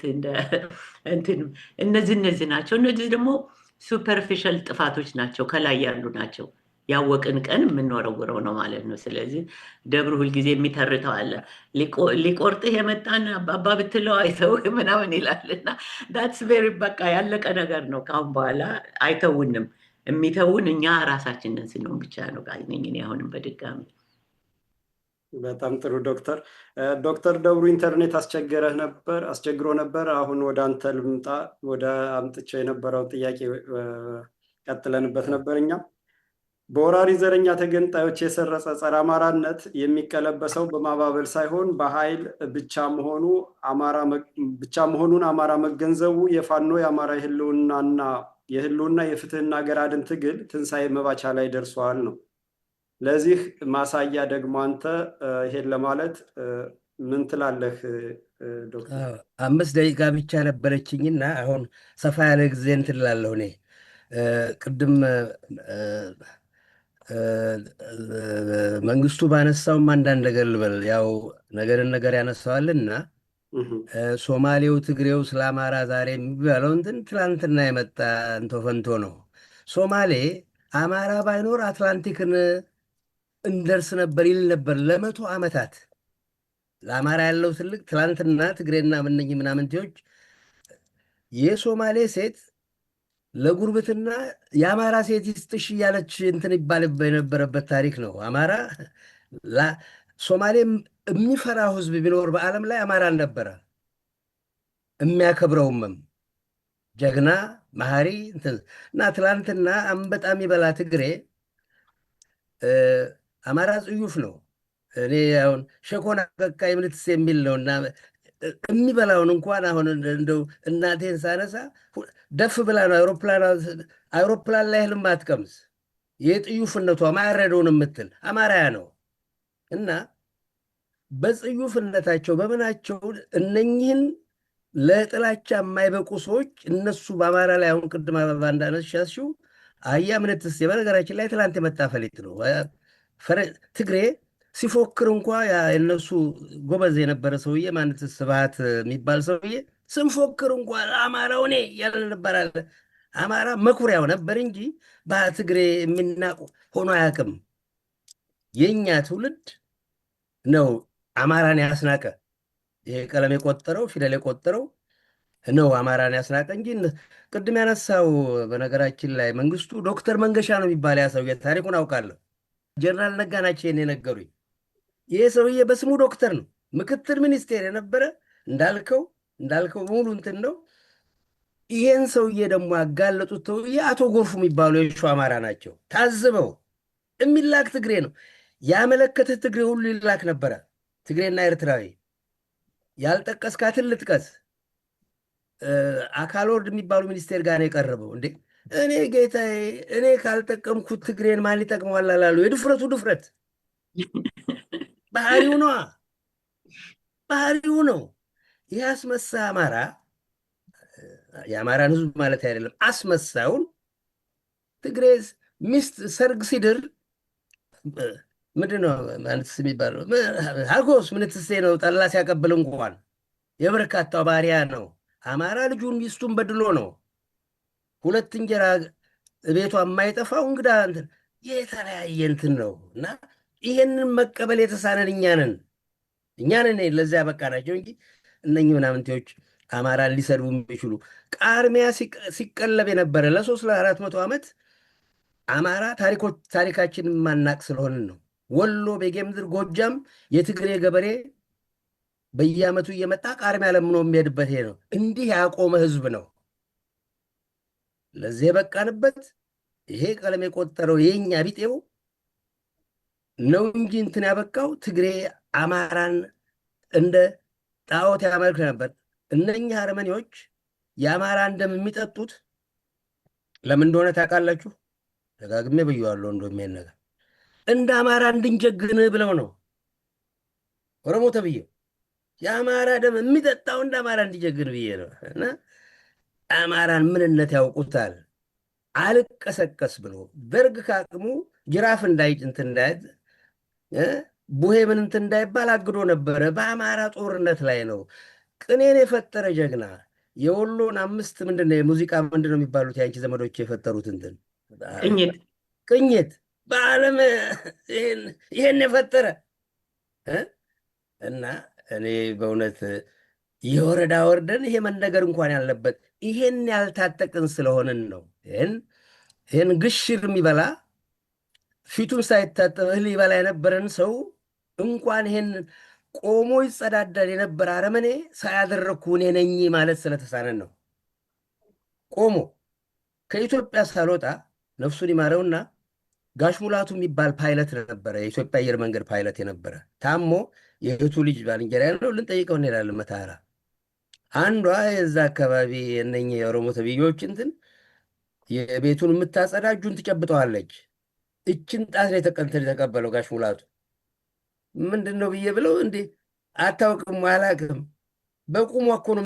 እንዴት እና ባይበሉባ ነው እና ይሄ ብቻ ነው አለ። ይሄን ያደረገ ነው አማራ፣ ይሄን ያሰለጠን፣ ይሄን ደብሩ ነጋሽ ይላለሁ በቅጡ ይሄን በላይ ነበረን ያስጣልን ሰዎች ይሄም ማለት ስለተሳነን ነው እንጂ አሁንም ነው የምለው መሰረታዊ ነገር እንትን የሚለው በፍትህ ነው። የአባት የእናቱን ርስት ያስረከበ አማራ ሊቆጨው ሊጸጸት ይገባል። ዛሬ የሚደረገው ቤት ፈረሳ የሚገርመኝ ነገር ዓላማው አለመገለጹ ነው። አማራው የአማራን ንብረት ለመዝረፍ ነው። ይሄ ነው ብልጭልጩ አይደለም። ይሄንን እንኳን አንልም። አማራውን ለማህደየት እነኛ አረመኔዎች ሰው ሆነው ኢትዮጵያን የወረሩ ጎጆ ቀልሰው የማያውቁ ለማዕዘን ቃላት የሌላቸው ለአንተና ለአንተ ለሱ ቃል የሌላቸው አረመኔዎች አገር ወረው የአማራን መሬት ለመቸርቸር ለአረብ፣ ለቱርክ፣ ለፈረንጅ ሲሸጡ አይ ብልጭልጭ ምንትሴ የአማራ ከገጠር ደጋንትኑን አልምቶ ደክሞ እንትን ያደረገ። በነገራችን ላይ ኢትዮጵያን በወረሩበት ጊዜ ነበር ያደርጉ የነበረው። ተክል ሳይቀር ይነቅሉ ነበር አረመኔዎቹ። እጠቅሰዋለሁ። የእህቴን ባል የሚያገባ እህቴን የሚያገባ አባቱ የሐረር ሰው ነው። 8 ጋሻ መሬት ወለጋ በቆሎ ተከራይቶ ዘርቶ አዝመራው ሲደርስ ሳትለቀውበታል እነኛ አረመኔዎች። ይህ ነው ሐቁ። ስለዚህ እኛ የሚያዋጣን አማራ መሆን ብቻ ነው። ምንም ወደኋላ እንትን አውሮፓኖች የሰው ሀገር ሰሜን አሜሪካ ሄደው ፈጅተው መሬት ሲይዙ ደቡብ አሜሪካ በጥይት ያልቻሉትን ፈንጣጣ የያዘውን ሰው ብርድ ልብስ እየላኩ ፈጅተ የሰው መሬት የያዙ። እኛ የአባቴ ርስ እንትናችንን ለአረመኔ የሰጠንን ልንጸጸት ይገባል። የኢትዮጵያ ፍትህ፣ የአማራ ፍትህ ለአለፉት 50 ዓመታት የቀረውን አልጠቅስም። ያለፉት 50 ዓመታት የደረሰበት የአማራ እንትን ማንንም አልወቅስ። እኔ ጊዜ አውጥቼ አውርጄ የደረስኩበት እንትን ነው። 1 ቢሊዮን ሰው አሻፈረኝ ቢለኝ አልቀበለውም። እኛ አማሮቹ ነን። በተለይ ቀለም ቆጠን የተባለ ሙታን አማሮች ሆነን ስላልተገናኘን፣ ሀቀኞች ስላልሆነን፣ እንዳያት ቅድመ አያቶቻችን ሱሪ ስላልታጠቅን። ፊታውራሪ በላንሽን እጠቅሳለሁ። ሱሪ ስል በነገራችን ላይ ሱሪ ወንድ ብቻ አይደለም። አንቺ ወሎዬ ስንት ጠላት የገደሉ ናቸው። 40 ረከት የሚባል እንትን ላይ ወንድም አይደፍራቸው ነበር የሐረርጌ ሴት። እንደዛ መሆኑ ስለተሳነን ነው እኛ እና እኔ እነኝህ እንትናችን የማይገቡ ምንድን ነው እንትን የሚያሰኘን ምንድን ነው? እንግዲህ ቅድምም ጠቃቅሰነው ሁላችንም እንዳልነው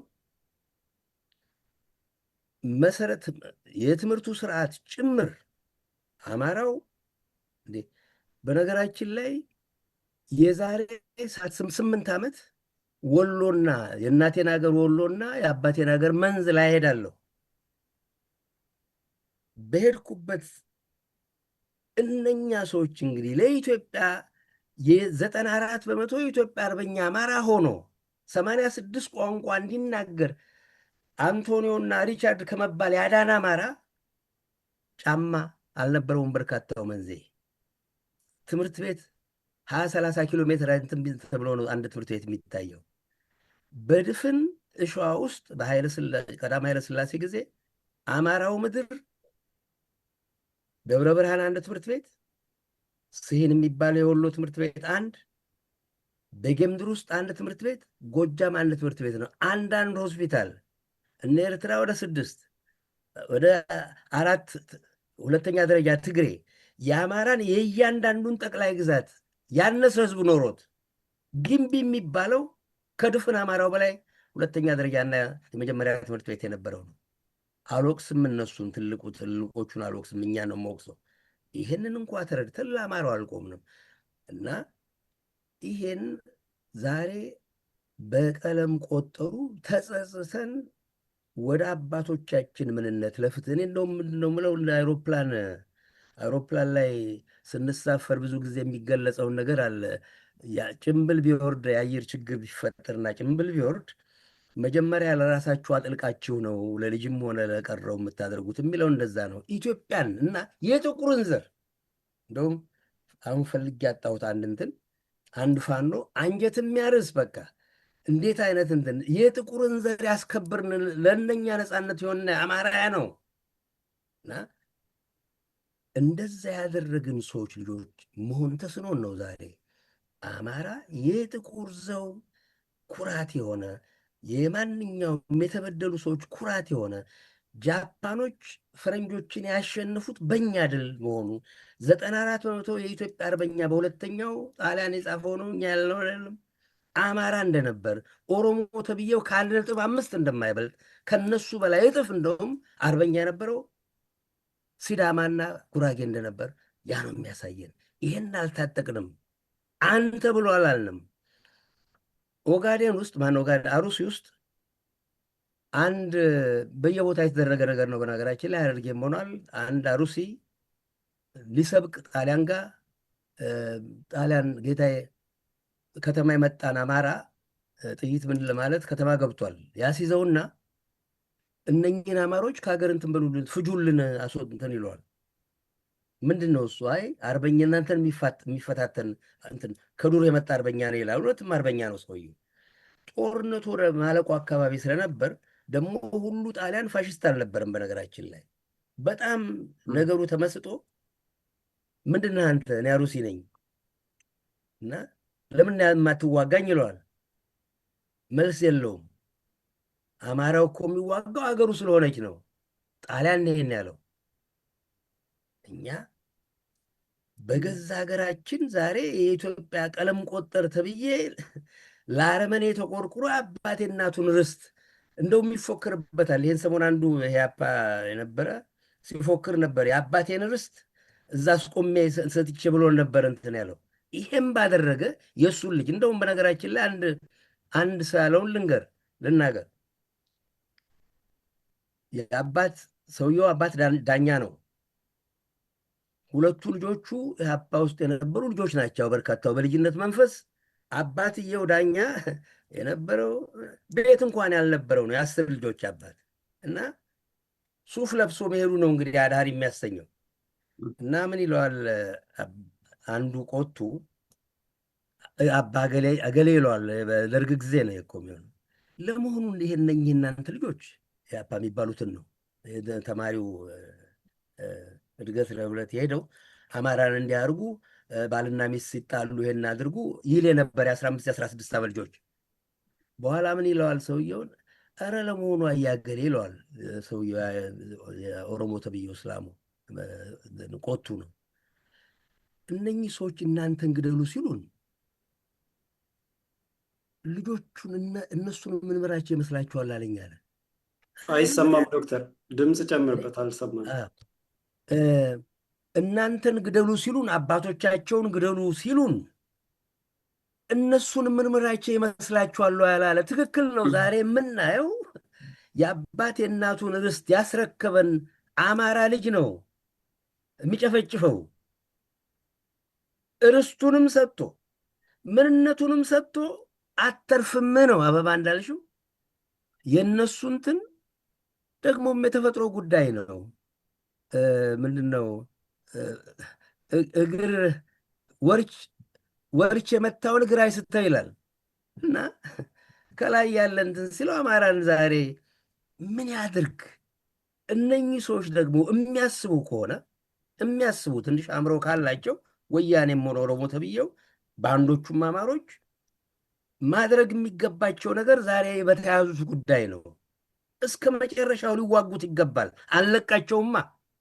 እገባበት ተገብቶ ዓመትም 10ም ምንም ይምጣ እገቡበት ተገብቶ ለፍርድ መቅረባቸው የማይቀር ነው እና ለሳምንትም ለሁለት ሳምንት ለምን አደረጉ አልደቀም ቤት ማፍረሳቸው ምናምን እንደውም እልል በቅምጤ ነው የምለው። እግዚአብሔር ይስጣቸው። እንደውም በበርካታ መጻጽፋቸው ነገር እግዚአብሔር ይስጣቸው። እነኝህን ሰዎች እግዚአብሔር ይስጣቸው። ኦሮሞ ተብዬውና ወያኔን እግዚአብሔር ይስጠው። 120 ሺህ አማራ ነው ትግሬን አዝሎ ያመጣው። እነኚህ ከምንም የማይተዋወቁ አረመኔዎች 15 ዓመትን ከትግሬያቸው ወጥተው የማያውቁ ናቸው። አማራ አልፈርድባቸውም። ያንን ደርግን ስለጠላ ትግሬን እንደ ጠላት ይቆጥር ስለነበር የእኛ ድንቁርና ቀለም የቆጠሩ እኛስ እኔስ እንኳን በዛ መሃል አልገባም። ነጋ ጠባ ወያኔ ትግሬ ስለ አማራ ይል የነበረውን ነገር ስንጮህ ነበረ። ጉዳያችንም አልሆነም። 120 ሺህ አማራ ነው ትግሬን አዲስ አበባ ያስገባው። አንድ ጎበዝ ጎጃሜ አንተ ሳታውቀው አትቀርም፣ ወሎዬ የገደሉት አውጃኖ የሚባል ሰምተሃል አንተ ነህ? አውጃኖ የሚባል ይሄ ልጅ ጀግና የነበረ ነው። ልክ ወደ አማርነቱ ሲመጣ ገደሉት። አላወቀም ነበር። ወያኔ ትግሬ ውስጥ የሚገባን ወታደር ጠየቅኩኝ። ወታደር ነባሩ ትግሬ የሆነ ነባር ነው። ትግሬ የተቀላቀለ መጤ ነው እና ሹመቱ ምኑም ትግሬ ነው መጀመሪያ እንትን የሚለው። ይሄን እንኳ ሲያደርግ አማራይን አልታጠቅ አልመሰለውም። ያለፈው አለፈ፣ አይደገምም ነው። አማራ የማንንም ፈቃድም ሆነ ምንም የሚያስፈልገው አይደለም።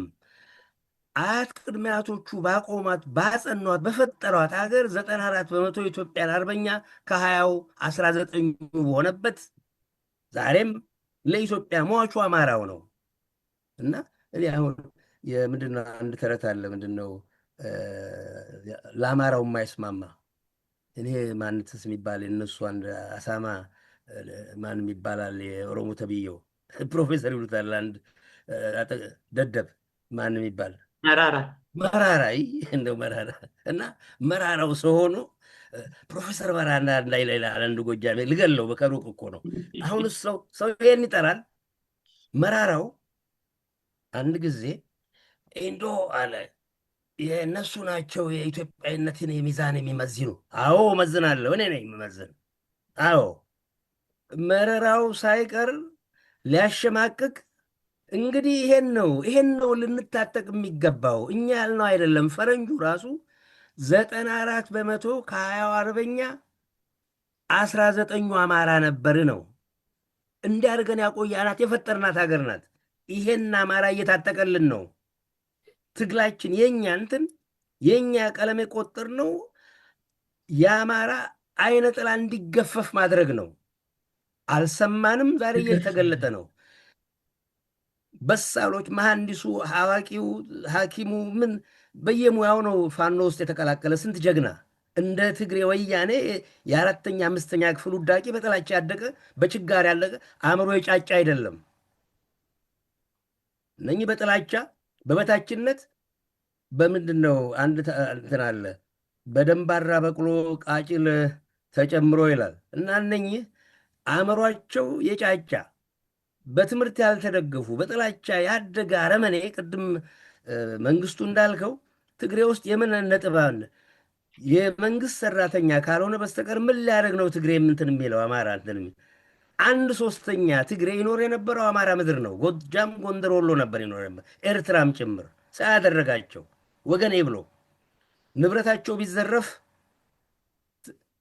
ኤርትራና ምንትሴ ሲባሉት የአማራን ጥርስ እየነቀለ ሲያወጣ ሲነቅል ከኤርትራ ሲያበር ሀብት ንብረታቸውን በጨዋነት ያስከበር አማራ ነው። ያ ትልቅነት አይሸሸንም።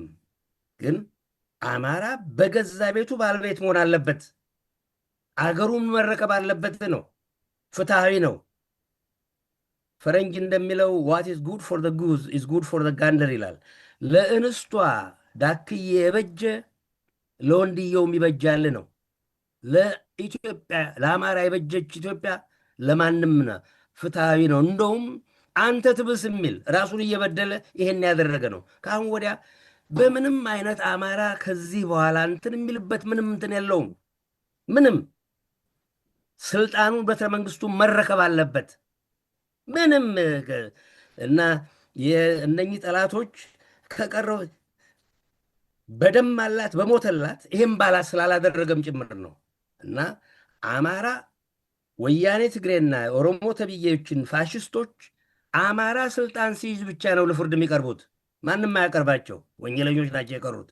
እና እነኚህን ሰዎች የነሱ ጉዳይ መነሳት የወያኔና የኦሮሞ የሚባለው ጉዳይ ያለቀለት ጉዳይ ነው። ሊነሳ አይገባም ነው። እኛ መደረግ ያለበትን ለአንድ ቀን ንጹህ አየር መተንፈስ ያልነበረባቸው ወንጀለኞች ናቸው። እነሱ ለፍርድ ይቀርባሉ። እንዴት አፋጥነን ለፍርድ እናቀርባቸዋለን እንጂ የወያኔ ትግሬ፣ የኦሮሞ እንትን የእኛ ጉዳይ ሊሆን የመድረክ ጉዳይ መሆን የለበትም። እነሱን ለፍርድ የምናቀርብበት አማራው በየቀኑ እየጎለበተ የጠላቱ ምንነት እንዲያውቅ ጠላት የሚሉትን ነው ማለት ጠላት የሚሉትን ማለት ነው እንጂ አማራ ጠላት የለውም። በነገራችን ላይ ይንቃላ ለንቀት እንትን እንጂ ለጥላቻ አይበቁም። ፈረንጅ ይላል ኖት ኢቭን ወርዝ ኦፍ ማይ ኮንቴምፕት ይላል ፈረንጅ የሚንቀውን እንትን እንቃለሁ እንጂ አልጠላም ይላል። እና ከአማራ ለምዶ ነው ነው የምለው ፈረንጁ አበባ ከእኛ ተምሮ ነው ነው የምለው መጸየፍን አያውቅም የዛሬን እና ያን መንፈስ እንታጠቅ ነው እናስታጥቀዋለንም በየቀኑ። ያ ልጅ ማን ነበር በነገራችን ላይ አንሰሞነ ማን ተሳወቀ ነው ጎጃም የገደሉት አንድ መልከ መልካም የህግ ተማሪ ቀጥቅጥ የገደሉት ሳሙኤል አወቀ። አዎ እና በየቦታው እና እግዚአብሔር ይስጠው ከ10 ዓመት በፊት ነበር ያን እንትን ያለው። ስለዚህ በየቀኑ አማራው የጎሸልን ነው የሚሄደው። ስለዚህ በእውነት ስጋት የለኝም። እቺ 3 ዓመትም ረዝማለች ነው የምለው። ግድ የለም በየቀኑ እንትን እያለ ነው የምንሄደው እና ያለቀ መባቻ ብቻ አይደለም ዛሬ ትክክለኛውን እንትን የምናወራርድበት ጊዜ ነው። የፍትህ ጉዳይ ነው። በጣም ጥሩ ዶክተር። እንግዲህ ያው በወራሪ ዘረኞች የሰረጸን ጸረ አማራነት የሚቀለበሰው በማባበል ሳይሆን በኃይል ነው የሚለውን አሁንም ማሰሪያ ነጥቦችን ነው የማነሳው። ደስ የሚሉት ኢንጂነር መንግስቱ የጠላቶቻችን ጭካኔና የሰብአዊነት አማራነትን ቀስቅሶ በማስነሳቱ ነው የሚለው መባቻው ላይ ያደረሰን። ዶክተር አበባ በፖለቲካ ሚዛናዊ ለመሆን ያልተገባ ዝምታና ግንኙነት በማብቃቱ የሐሰት ትርክቱን በጸረ አማራነቱ ልክ መረዳትና መገንዘብ በመቻሉ በሚለው ሌሎችንም አስራልናለች። ዶክተር ደብሩ እኛ አማራዎች የአያት ቅድመ አያቶቻችንን ሱሪ መታጠቅ ስለጀመርን ነው። የአማራ አይነ ጥላ በመገለጡ ነው። መደረግ ያለበት ባለመደረጉ ያንን ሁሉ መከራና ግፍ ስናስተናግድ ቆይተን መደረግ ወዳለበት ስንገባ ግን የድል ዋዜማ ላይ ደረስን ነው እና በጣም ጥሩ። አሁን የመጨረሻው ጥያቄ እንግዲህ አማራ በዚህ ልክ ከመጣ ድሉ በአታላዮች እንዳይጭበረበርና ግቡን እንዳይስት ከኢትዮጵያውያን ምን ይጠበቃል? ኢትዮጵያውያን በያሉበት እንግዲህ የአማራ ህልውና የኢትዮጵያውያን ህልውና ነው። የአማራ ህልውና መከበርና መቀጠል የኢትዮጵያ ቀጣይነት መረጋገጥ ነው እና ከኢትዮጵያውያን ምን ይጠበቃል ወደሚለው ነው የምመጣ። ይህን ጥያቄ ዶክተር ካንተ ልጀምርና መዝጊያ ነው፣ በዛው እየዘጋ እንሄዳለን ማለት ነው። እሺ፣ አሳሰበኝ እንዳይጠለፍ መባል መጠለፍ መቻል ይቻላል ማለት ያለው አይመጣም በአይምሮ። በነገራችን ላይ በምንም አይነት ለአብራራ እንግዳስ ዶክተር ይሄን ያልኩበት ምክንያት እንግዲህ ሲወጉንም ሲያደሙንም ኢትዮጵያም ትፍረስ ሲሉ ኢትዮጵያ ጨቋይ ናት፣ ቅኝ ገዥ ናት፣ አማራ ጨቋይ ነው ሲሉ የነበሩት፣ እንደገና ደግሞ አማራ የሚባል የለም አማርኛ ቋንቋ የወታደር ነው ሲሉ የነበሩት ተመልሰው በትግል ውስጥ የተለያየ ስራ እየሰሩ በምዕራባውያን በነጮችም በአረቦችም እየታገዙ ብዙ ፕሮጀክት አለና ያንን የወቅቱን የፖለቲካ ትብታብና ሴራም መረዳት አስፈላጊ በመሆኑ ያንን ስናውቀውና ማን ምን እያደረገ ነው የሚለውን ስንረዳ ላለመጠለፉና በተገቢው ትግሉ ለተአለመለት ግብን እንዲያሳካ ለማድረግ መሰረታዊ በመሆኑ ነው ዶክተር ያነሳሁትና እንጂ ይጠለፋል ከማለት አይደለም። ያንን ስላልነቃን እስከዛሬ ተፈጽሞብናል። መደረግ ያለበትን ስላላደረግን እስከዛሬ ተገለናል፣ ተሳደናል። አሁን ግን አሁንም መጨረሻው እንዲያምር መደረግ ያለበት ላይ ኢትዮጵያውያን ምን ያድርጉ የሚለውን ለዛ ነው ያነሳሁት ዶክተር። ይቅርታ።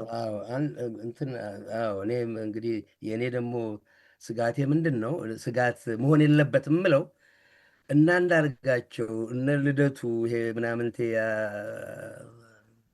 ገዱ ቅራቅንቦች ግማሽ ሰው ነው የምላቸው። በነገራችን ላይ በእግዚአብሔር ስራ መጣ እንዳልባል ግማሽ ያውም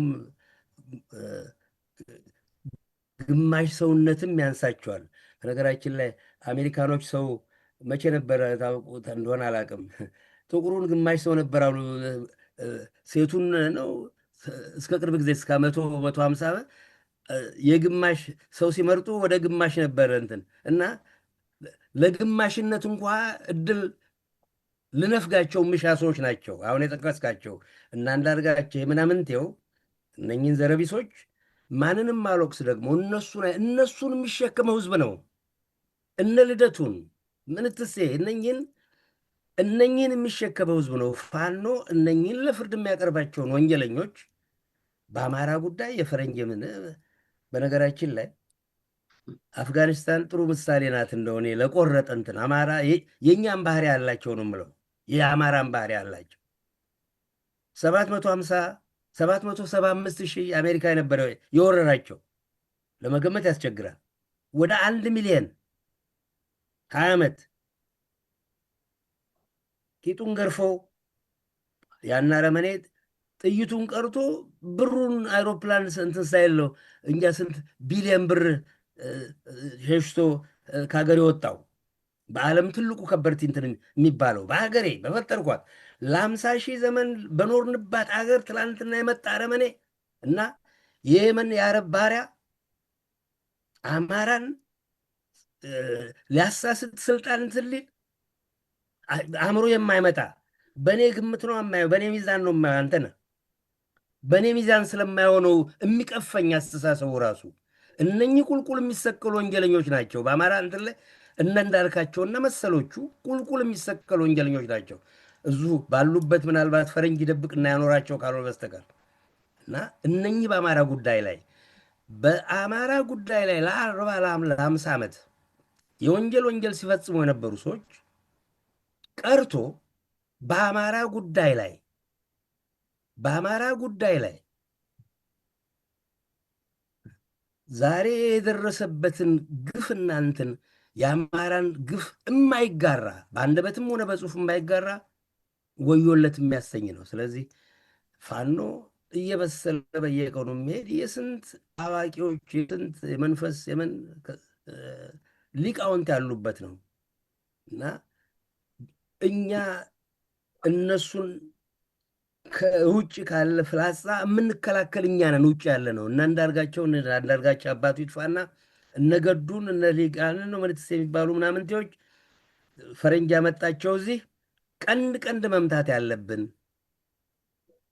መድረክ መንፈግ ያለብን በርካታ ውጭ ያለ ኢትዮጵያዊ ነው ያልተሸበበው። የእኛ ትልቁ እንትን እንደው ጽድቁ ቀርጾ በወጉ በኮነነኝ ነው እንትን የሚባለው እና እዚህ ያለውን በተለይ እዚህ ያለውን መናፍቅ የጠላት እጀታ ድራሽ ማጥፋት ኃላፊነት አለብን። እዚህ ያለውን ውጭ ያለ ነው ይህን የመከላከል እንትን አለብን። በሀገር ያለውምም ለአማራ ብሎ ሳይሆን ለህልውናው ወያኔ ትግሬም ሆነ የኦሮሞ ተብዬው አረመኔ ነው። ምንድን ነው ይሄ የራበው ከብት የራበው አውሬ እንደውም የራበው ጥሩ ምሳሌ ውሃ የማይዋኝ ሰው ውሃ ውስጥ በሚገባበት ጊዜ ያገኘውን ነው እንትን የሚይዘው ያገኘውን ደመነፍስ ነው። በደመነፍስ ያሉ ሰዎች ናቸው እነኚህ ሰዎች። ይህ ኦሮሞ ተብዬው ሀረርጌ ዘመዶቼን 52 ዘመዶቼን የፈጁ አረመኔዎች የአማራውን ከብት እያረዱ ይበሉ ነበረ። እዚህ አንዱን ከብት አርደው እየበሉ ሳይጨርሱ ሌላ ያርዳሉ። እዚህ የአማራውን ጨረሱ። ከ1-2 ዓመት በኋላ የአማራው ሲያልቅ ወደ አረመኔው መጡበት። ያኔ ነው አመፅ እንትን ያለው። ወያኔም እንትን ሌላቸው የሞክረው ኦሮሞ ተብዬው ስሞታ ሲያቀርብ ነው።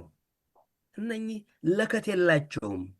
ለከት ጥሩ ቃል ናት በአማርኛ እንትን አለ ምንድን ነው በሕክምና ኮንታክት ኢኒቢሽን ይለዋል። የካንሰር እንትን ካንሰር አቀብ የሌለው እድገት ነው። ዝም ብሎ መብላት ነው መጠጣት ነው እስኪፈርስ ድረስ። እነኚህ እንደዚያ ናቸው። የወያኔም እነኚህም አረመኔዎቹ ከዚያ የተለዩ ፍጡራን አይደሉም። እነኚህን የመክታት አቅም 67 ሚሊዮን አማራ ይሁን እንጂ 10 በመቶ ይበቃቸዋል። እሱ እኔ ሚዛኔ ለአማራ እንደውም አንዳንዴ እስከ 100-200 ነው ይነዳል ነው ምለው እነኝህን ምናምንቴዎች ከሰው የማይቆጠሩና የአማራ የመንፈሱ ትጥቅ ነው። አማራ የሆነ ነው። እዚያ ምንም የሚያግደው ነገር የለም። ድል በእጁ ነው። እስከ ዛሬም ሌሎችን ምንድን ነው ተበዳይነት ተሰምቶት ማነው ያልከኝ? ዶክተር ዳዊት ነው ሻለቃ ዳዊት አለ እንደተባለው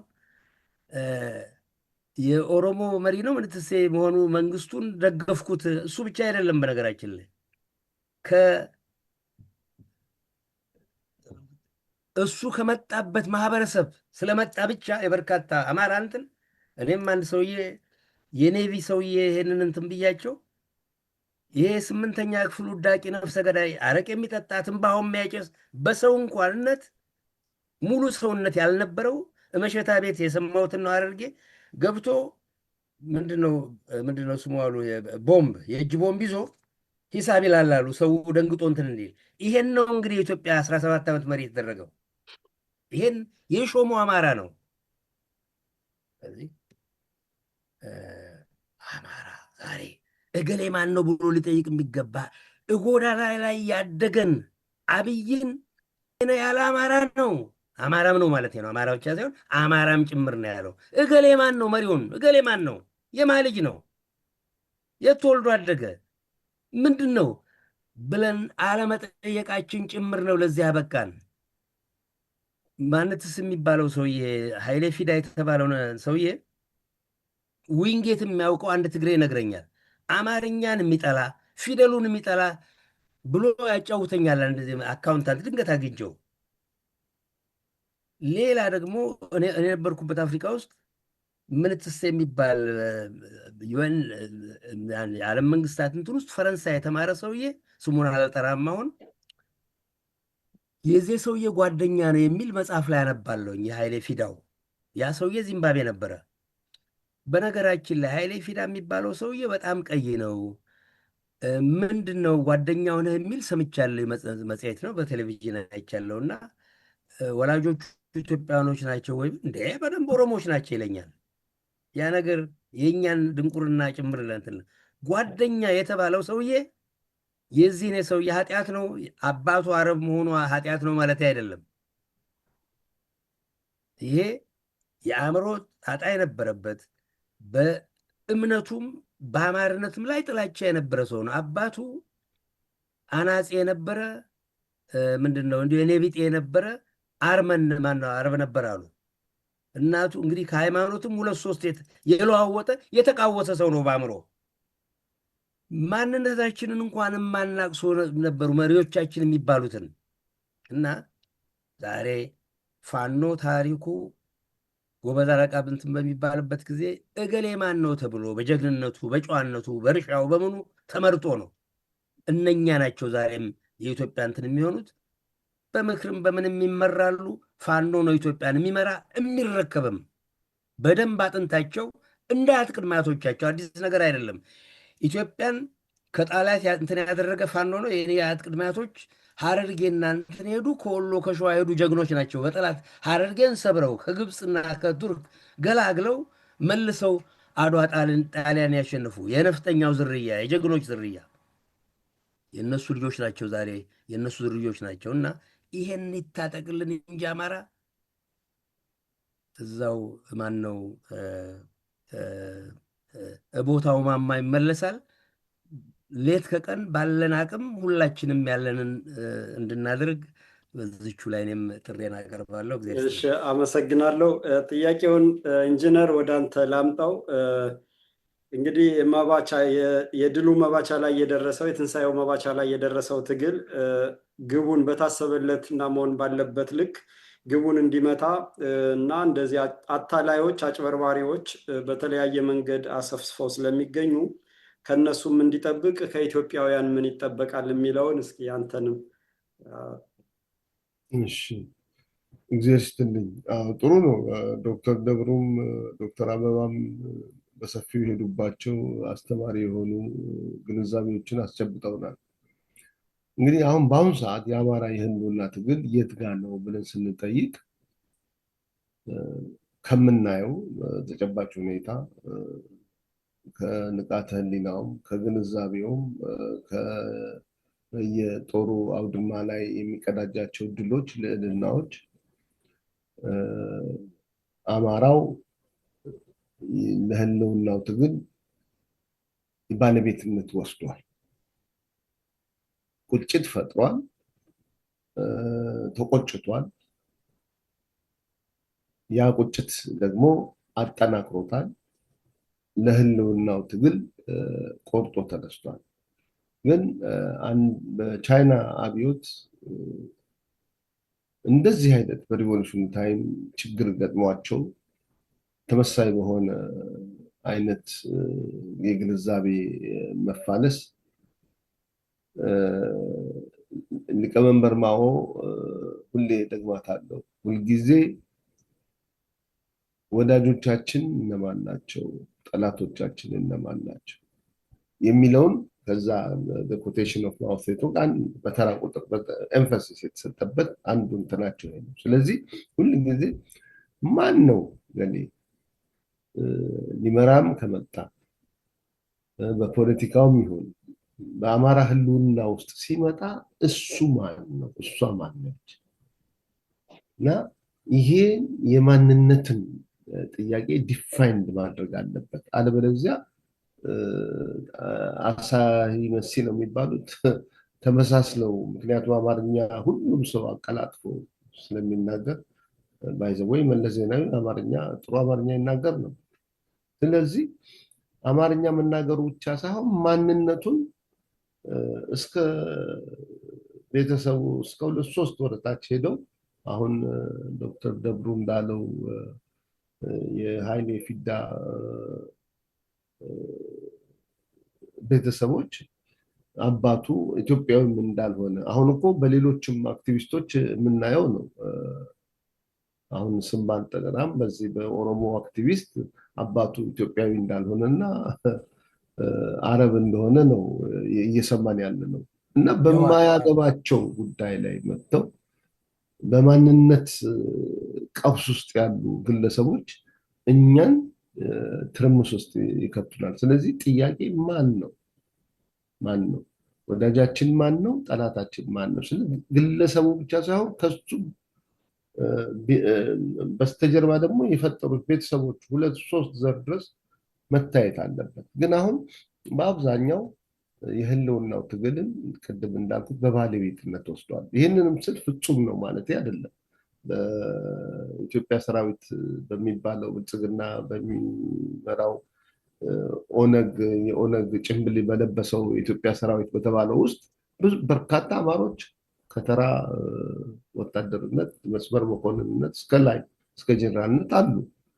እየወጉት ነው የአማራው ህዝባቸው ወገናቸው ላይ ዘመናቸው ላይ ቤተሰቦቻቸው ላይ መድፍ እያዘነቡ ነው። እነዚህ ደግሞ እንግዲህ ቁጭቱ ሊፈጠርባቸው ይገባል እና የትግሉም አጋር ባለቤትም እንደሆኑ የራሳቸውን አካል እየቆረጡ መሆኑን ሊገነዘቡ ይገባል። ሌሎች ከመሃላቸው ቀደም ብለው የተገነዘቡ ትጥቃቸውን እያዙ ወደ ፋኖ እየተጠቃለሉ ነው። ግን አሁን የበለጠ ደግሞ ቅድም አንስተዋል አንተነህ፣ በመከላከያ ውስጥ በአማራ ተወላጆች ያሉ ሁኔታው አሁን ብዙ የሚያስቆጭ ነገር እና የሚያዩት የሚዘገንን ነገር መሆኑን እና የራሳቸውን እያጠፉ መሆኑን እየተገነዘቡ ስለሆነ በበለጠ ደረጃ የመከላከያው የሶኮልድ የኦነግ ሰራዊት ነው የምለው መከላከያ መሸፈኛ ስሙ ነው ዲሴንቲግሬት እንደሚያደርግ በየጎራው የኦሮሞ ወደ ኦሮሞ፣ የትግሬው ወደ ትግሬ፣ አማራው ወደ አማራ እንደሚመጣ ምንም ግልጽ የሆነ መንገድ ነው እና ይሄ ቁጭት ሁሉም ላይ መኖር አለበት። ጠላትና ወዳጁን ደግሞ ለይቶ ማወቅ አለበት እና የሚሰጡ ማናቸውም አሁን ይሄ በኢትዮጵያ የዜግነት ፖለቲካ መሸፈኛ ሆኖ ከአሁን በኋላ አማራውን ሊጎዳው የሚችል ፓኬጅ ይዘው ሊመጡ አይችሉም። ያረጀ እና ያፈጀ ነገር ነው። ሌላ 2 ነገር መጥቀስ የምፈልገው ቅድም ዶክተር ደብሩ የዚህ የሶማሌ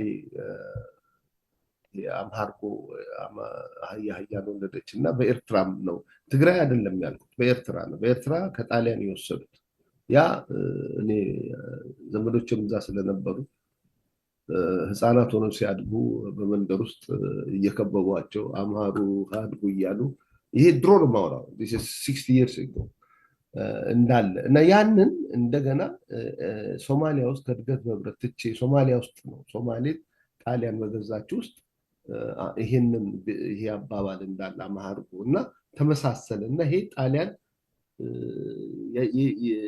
በኢንዶክትሪኔሽን ውስጥ የከተተው ተመሳሳይ። ምክንያቱም ሞቃዲሾ ያሉ ሶማሌ እና አስመራ ያሉ ትግሬ እንዴት አንድ አይነት ይሄ ፎክሎር ብሂል ይኖረዋል? ስለዚህ ከዛ የተዛመደ ነው የሚል 100% መረጋገጫ የለኝም፣ ግን አንድ አይነት እንትን ነው ያላቸው የሚል ነው። ሁለተኛ ቅድም ዶክተር አበባ ያነሳችው አንድ ጥሩ ትልቅ ነገር አለ እና ትልቅ ህዝቦች ስለሆንም በስነ መንግስት፣ በሀገረ መንግስት፣ በፊሎሶፊው እና በይሄ ሲቪሊቲው ሂዩሚሊቲው እና ከፍ ያለ ስለሆነ ማንነታችን እንዲያውም ይሄ የህልውናው ትግል ዓለምን ሊያስደምም በሚችል በጣም በረቀቀ መንገድ በአሸናፊነት ይወጣል ብላለች። እውነቷን ነው። ግን ኦልሬዲ ምልክቶች እኮ እየታዩ ነው። ምልክቶች እየታዩ ይሄ የበላይ የሞራል ልዕልናው የአማራ ህዝብ እስቲ ተመልከቱት። ቅድም ዶክተር ደብሩ አንድ ጠቅሷል። ያንን ያህል ግፍ ከአስመራ ልብ አድርጎ ኤርትራ ውስጥ እኮ አማርነታቸው ተመልምሎ የተመረጠ የመሐንዲስ መምሪያ ትልልቅ የጦር አዝማቾች ብዙ መኮንኖች በአማራነታቸው ብቻ ተመልምለው ወጥተው እኮ አልተመለሱም። እዛው ናቅፋ በረሃ ውስጥ ባይናው መቼም በእድሜም እየተገደሉም አልቀው ይሆናል እና ምርኮኛ አማሮች እየተመረጡ ተረሽነዋል፣ ቀርተዋል። እና ይሄ በአብዛኛው የወጣው ከሌላ ብሔር እንትን ያለው ነው እና አማራውን ቢገባ ሌላ ችግር ያመጣል ብለው ተነጋግረው ኤርትራ በረሃ ውስጥ እጁን የተማረከ ሰራዊት ከጂኒቫ ኮንቬንሽን ውጪ ከፍተኛ ግፍ አድርሰዋል። የተናገራቸውም የለም። የጉልበት ስራም ሲያሰሯቸው ነበር። እስካሁንም ቢኖሩም አርጅተዋል። እስካሁን እንኳ በህይወት ያሉትን አልለቀቋቸውም። ግን ይሄንን የሰሩት ከትግራይ ጋር ሲጣሉ ያ ከሀገር ሲያባርሯቸው ከመሀል ሀገር ኤርትራኖችን ሲያስወጡ የአማራው ጎረቤታቸው በመንደር ውስጥ ያለ አልቅሶ ልጆቻቸውን ይዞ ንብረታቸውንም ጠብቆ ያስረከባቸው ነው። ይሄንን እንግዲህ ራሱ የኤርትራ ዴሊጌቶች አሁን ከአብይ ጊዜ አዲስ አበባ መጥተው የተናገሩ ያ ምንድን ነው?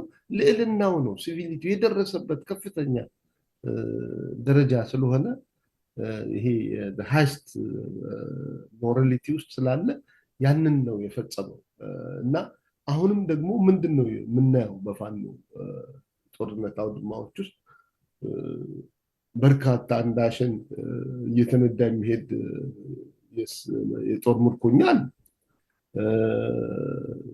እና ግን ከጂኒቫ ኮንቬንሽን በላይ ሰብአዊነትና የሰውን መብትን በጠበቀ እንዴት አድርጎ እንደሚይዛቸው በአደባባይ ከዛም በኋላ ምንም አይነት ሰቆቃ ሳይደርስባቸው በሚፈልጉት መንገድ የሲቪል ልብስ አልብሶ አብልቶ አጠጥቶ መሳፈሪያም እየሰጠን ይላል። መሳፈሪያም ሰጥተው ከቤተሰቦቻቸው ጋር መሀል ሀገር ኮንታክት እያደረጉ እየሸኟቸው ነው። ይሄ በቅርብ ከአንድ የሆነ የአማራ አድቮኬሲ ግሩፕ ጋራ ምናልባት አንድ 3-4 ሳምንት ይሆናል ኮንግረስ የተወሰኑ ሴኔተሮችን ለማግኘት ሄደን ነበር እና አንዱ ከተደነቁበት ይሄ የአማራ ፋኖ እነዚህን የጦር ምርኮኞች ፒኤልኦቢስ የሚይዝበት ያስተናገደበት መንገድ ያስደነቃቸው እንደሆኑ አንድ ሁለቱ ተናግረዋል እና ኦልሬዲ በዚህ ራዳ እይታ ውስጥ ነው ያለው። ለምንድን ነው ይሄንን ያደረገው? በደሙ በዲኤንኤው ያለ ነው። አርግ ተብሎም አይደለም። አድዋ በ1888 ጦርነት ላይ ኢትዮጵያ አሸንፋ የጦር ምርኮኞችን ያኔ የጄኔቫን ኮንቬንሽን የለም፣ ዓለም አቀፍ ሕግም የለም። እንዲያውም ነጮቹ አፍሪካ ውስጥ ያደረጓቸው የወረራ ጦርነቶች ኢሰብአዊ የሆኑ አሰቃቂ ቤልጅየንስ በኮንጎ ላይ ያደረጉት ያ ሁሉ ግፍ መከራ እየፈጸሙ ነገር ግን የአፄ ምኒልክ ጦር እነዛን ምርኮኞች የሰብአዊ መብት ጠብቆ የአውሮፓንን ህዝብ የአውሮፓ መንግስታትን ባስደመምም እንዲያውም ባስደነገጠ ደረጃ መብታቸውን ጠብቆ አልብሶ የእስረኛን የምርኮኛን ክብር ጠብቆ ወደ ሀገራቸው እንዲሄዱ ያደረጋል። ብዙ የጣሊያንም የእንግሊዝም መጽሐፎች ጽፈውታል ይሄን እና ይሄ በዲኤንኤው ስለሆነ በማንነት ውስጥ ያደገበት ባህሪው ስለሆነ አንድም የብቀላ ወይም በጦር ምርኮኛዋ ላይ ኢሰብአዊ የሆነ ነገር ፍጹም ይሄ ኦልሬዲ ቅድም ዶክተር አበባ ካነሳችው ላይ የዓለምን ህዝብ እያስደመመ የሚያሳይ ድርጊቶች፣ ተግባሮች እየታዩ ነው። በሚሄድባቸውም መንደሮች ከሸኔም ጋር ጦርነት ገጥሞ ከኦነግም ጋር ጦርነት ገጥሞ በሚገባባቸው በሲቪሊየንስ ህዝብ ላይ ማናቸውም አይነት የበቀል እርምጃ ወይም የጥቃት እርምጃ ሆኖ አድርጎም አይታይም። ይሄ ሌላው እያስደነቀ ነው። ወይራዝ የመንግስት ሰራዊት የኢትዮጵያ መከላከያ የሚባለው ግን ያው ቅድም እንዳልኩት በሽፍን የኦነግ ሰራዊት ነው፣ ኦነግ የሚመራው ነው እና ያ እንዴት አይነት በምርኮኞች ከሚይዛቸው ምርኮኞች ላይ በቪዲዮ እየታየ የሚሰራው ኢሰብአዊ የሆነ ግፍ ቴሮሪስት የሆነው እሱ ነው። መንግስት ቴሮሪስት ነው። በሲቪሊየንስ ከየመንደሩ እያወጣቸው የሚያወጣቸውን የአማራ ልጆች ላይ የሚያደርሰው ግፍ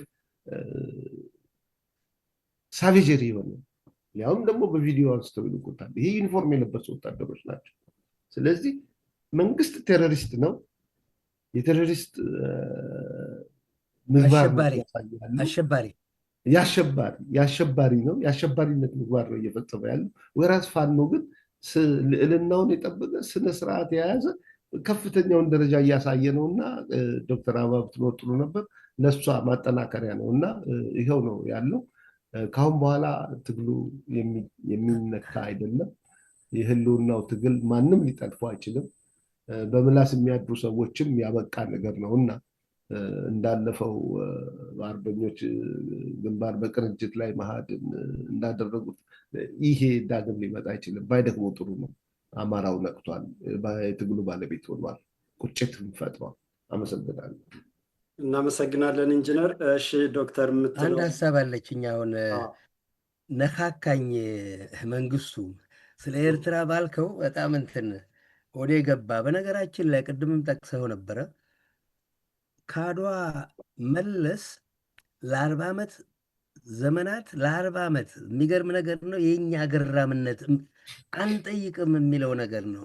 ለ40 ዓመታት ያህል በአድዋ ተሸንፎ የነበሩ ወታደሮች ጨርቃቸውን ለውጠው ሻለቃው ኮሎኔሉ ግማሹ ነርስ ነኝ ሐኪም ነኝ ብሎ ግማሹ ቄስ ነኝ 2-3 ሳምንት የመጽሐፍ ቅዱስ እንትን ተምሎ በየንትኑ እንትን ለብሶ 40 ዓመት ሙሉ ሲሰልለንና በጸረ አማራነትን ሲተክል ነበር የኖረው። ለ40 ዓመት ሲያሰናዳ ነበረ። ሶሺዮሎጂስት የሚባለው ምን የሰላው ምኑ ለ40 ዓመት ያህል የሚደንቀው ነገር ነው።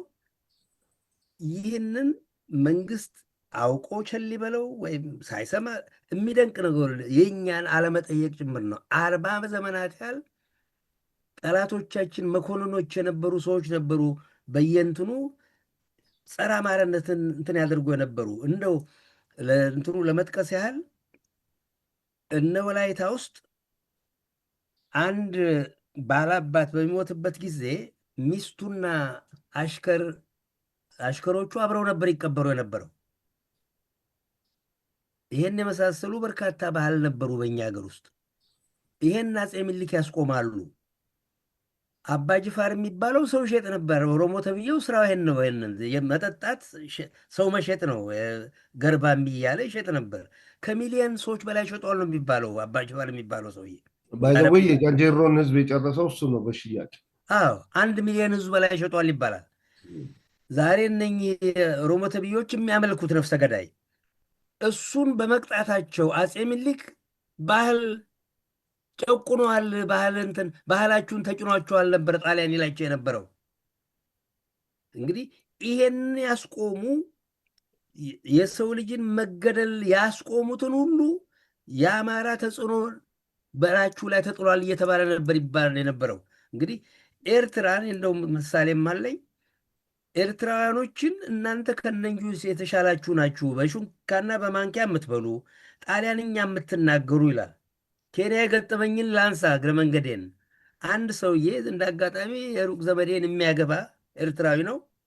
እንዲሁ እንደ ቀልድ አንድ ሰውዬ አለ ስለ አማራ ገዢ አውራጃ ገዢ ነው ምን ሆኖ መጥቶ አለ ኤርትራ ገሬዎት እስቲ ክራባቱን እሰራሉ አውቁም አለ አማራው እና አሽከራቸው አሰራ አለ እና ክራባት ማሰር እንኳ አቅም ነው ነገሩ። ስም አልኩት። ስሙ አሁን ጠፋኝ። ያ ሰውዬ ዘመዴን የሚያገባ ነው ሞታሉ።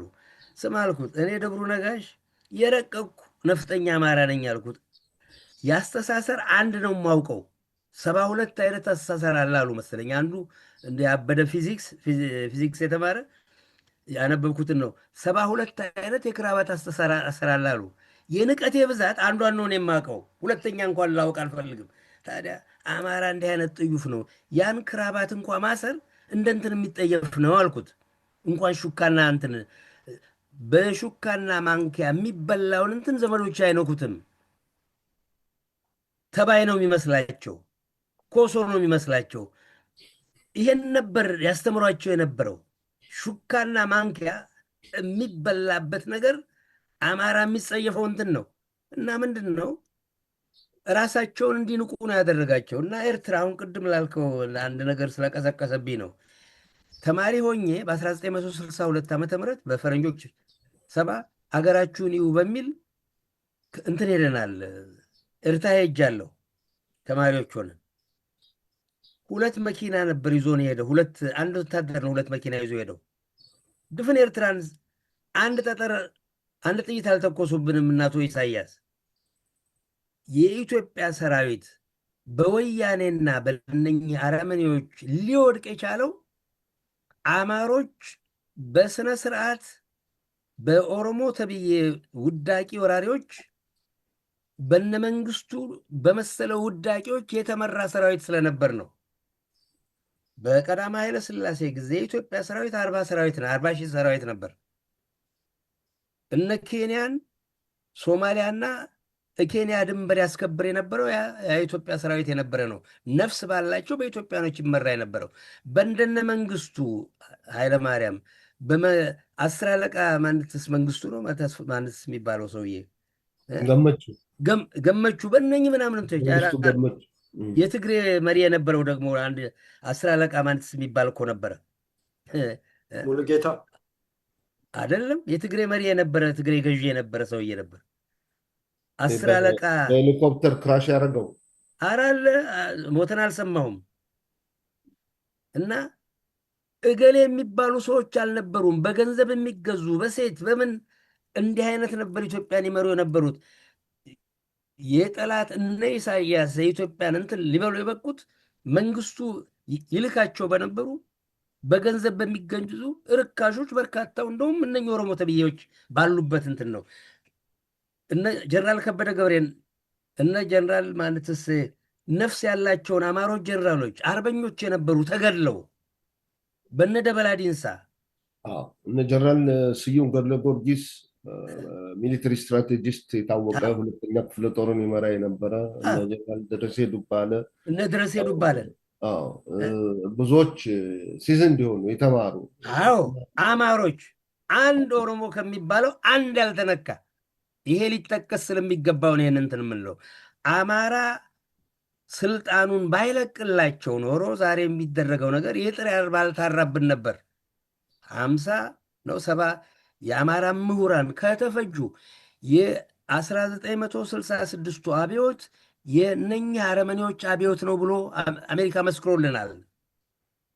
የተፈጀው እዚህ ጋር ዶክተር ደብሩ ልጨምርና ይሄ የ60ዎቹ አገዳደል ብዙ ጊዜ ብዙ ሰዎች ግንዛቤያቸው የደርግ እነ መንግስቱ በእርግጥ ያው የኦሮሞ ስብስብ ነው ላይ ብቻ ይወስነዋል። ግን የሚረሳው የመርማሪው ኮሚሽን ዋናው ሊቀመንበር ፕሮፌሰር መስፍን ወልደ ማርያም፣ አቃቢ ህግ ከሳሹ ዶክተር በረከት ኤርትራዊ ሀብተ ስላሴ በዛው አስታርቃለሁ ብሎ ዴሊጌት ሄዶ በኤርትራ በረሃ የወጣው እነሱ ሚሽን ያላቸው ያው ፕሮፌሰር መስፍንም በኋላ እናቱ ያድዋ ሰው እንደሆነች ተናግሯል።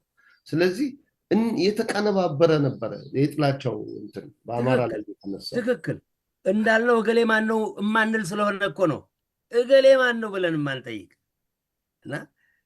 እና ይሄ ትልቅ ትምህርት ነው ለወደፊቱ ሊሆንን ነው እንትን የምንለው በጣም ጥሩ እንትን ነው። እንደው መንገዴን ለማንሳት ያህል ነው የእነኚህ ሰዎች ፈረንጆቹም 40 ዘመናት ያህል ተንኮል ሲጎነጉኑብን እርቅ ተብሎ እናስተምራለን ተብሎ ክርስትና ለኛ ሊያስተምሩ መጥተው ይሄን ነበር ያደርጉ የነበረው። ይሄን አልተገነዘበ ነበር።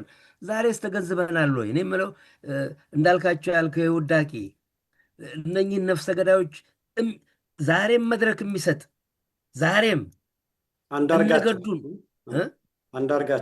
አንዳርጋቸው እነገዱን ጠቅላላውን እገሌ ከገሌ የማይባል የአማራን እንትኖች መድረክ የሚሰጠው ህዝብ ጭምር ነው። ወንጀለኛው ህዝብ አይከሰስም ይባላል። ይከሰሳል፣ ሊከሰስ ይገባል። ፍርድ ቤት ጠፋ እንጂ እና ይሄ ነው እንትን ሊባል የሚችለው። እግዚአብሔር ይስጥልኝ ብዙ እንትን እንዳለ አመሰግናለሁ። ዛሬ የደጀን አማራ አስተሳሰብ ጥራት ውይይት መድረክ ዶክተር ደብሩ ነጋሽ፣ ዶክተር አበባ ፈቃደ፣ ኢንጂነር መንግስቱ አስፋው እና እኔ ቆይተን ነበረ።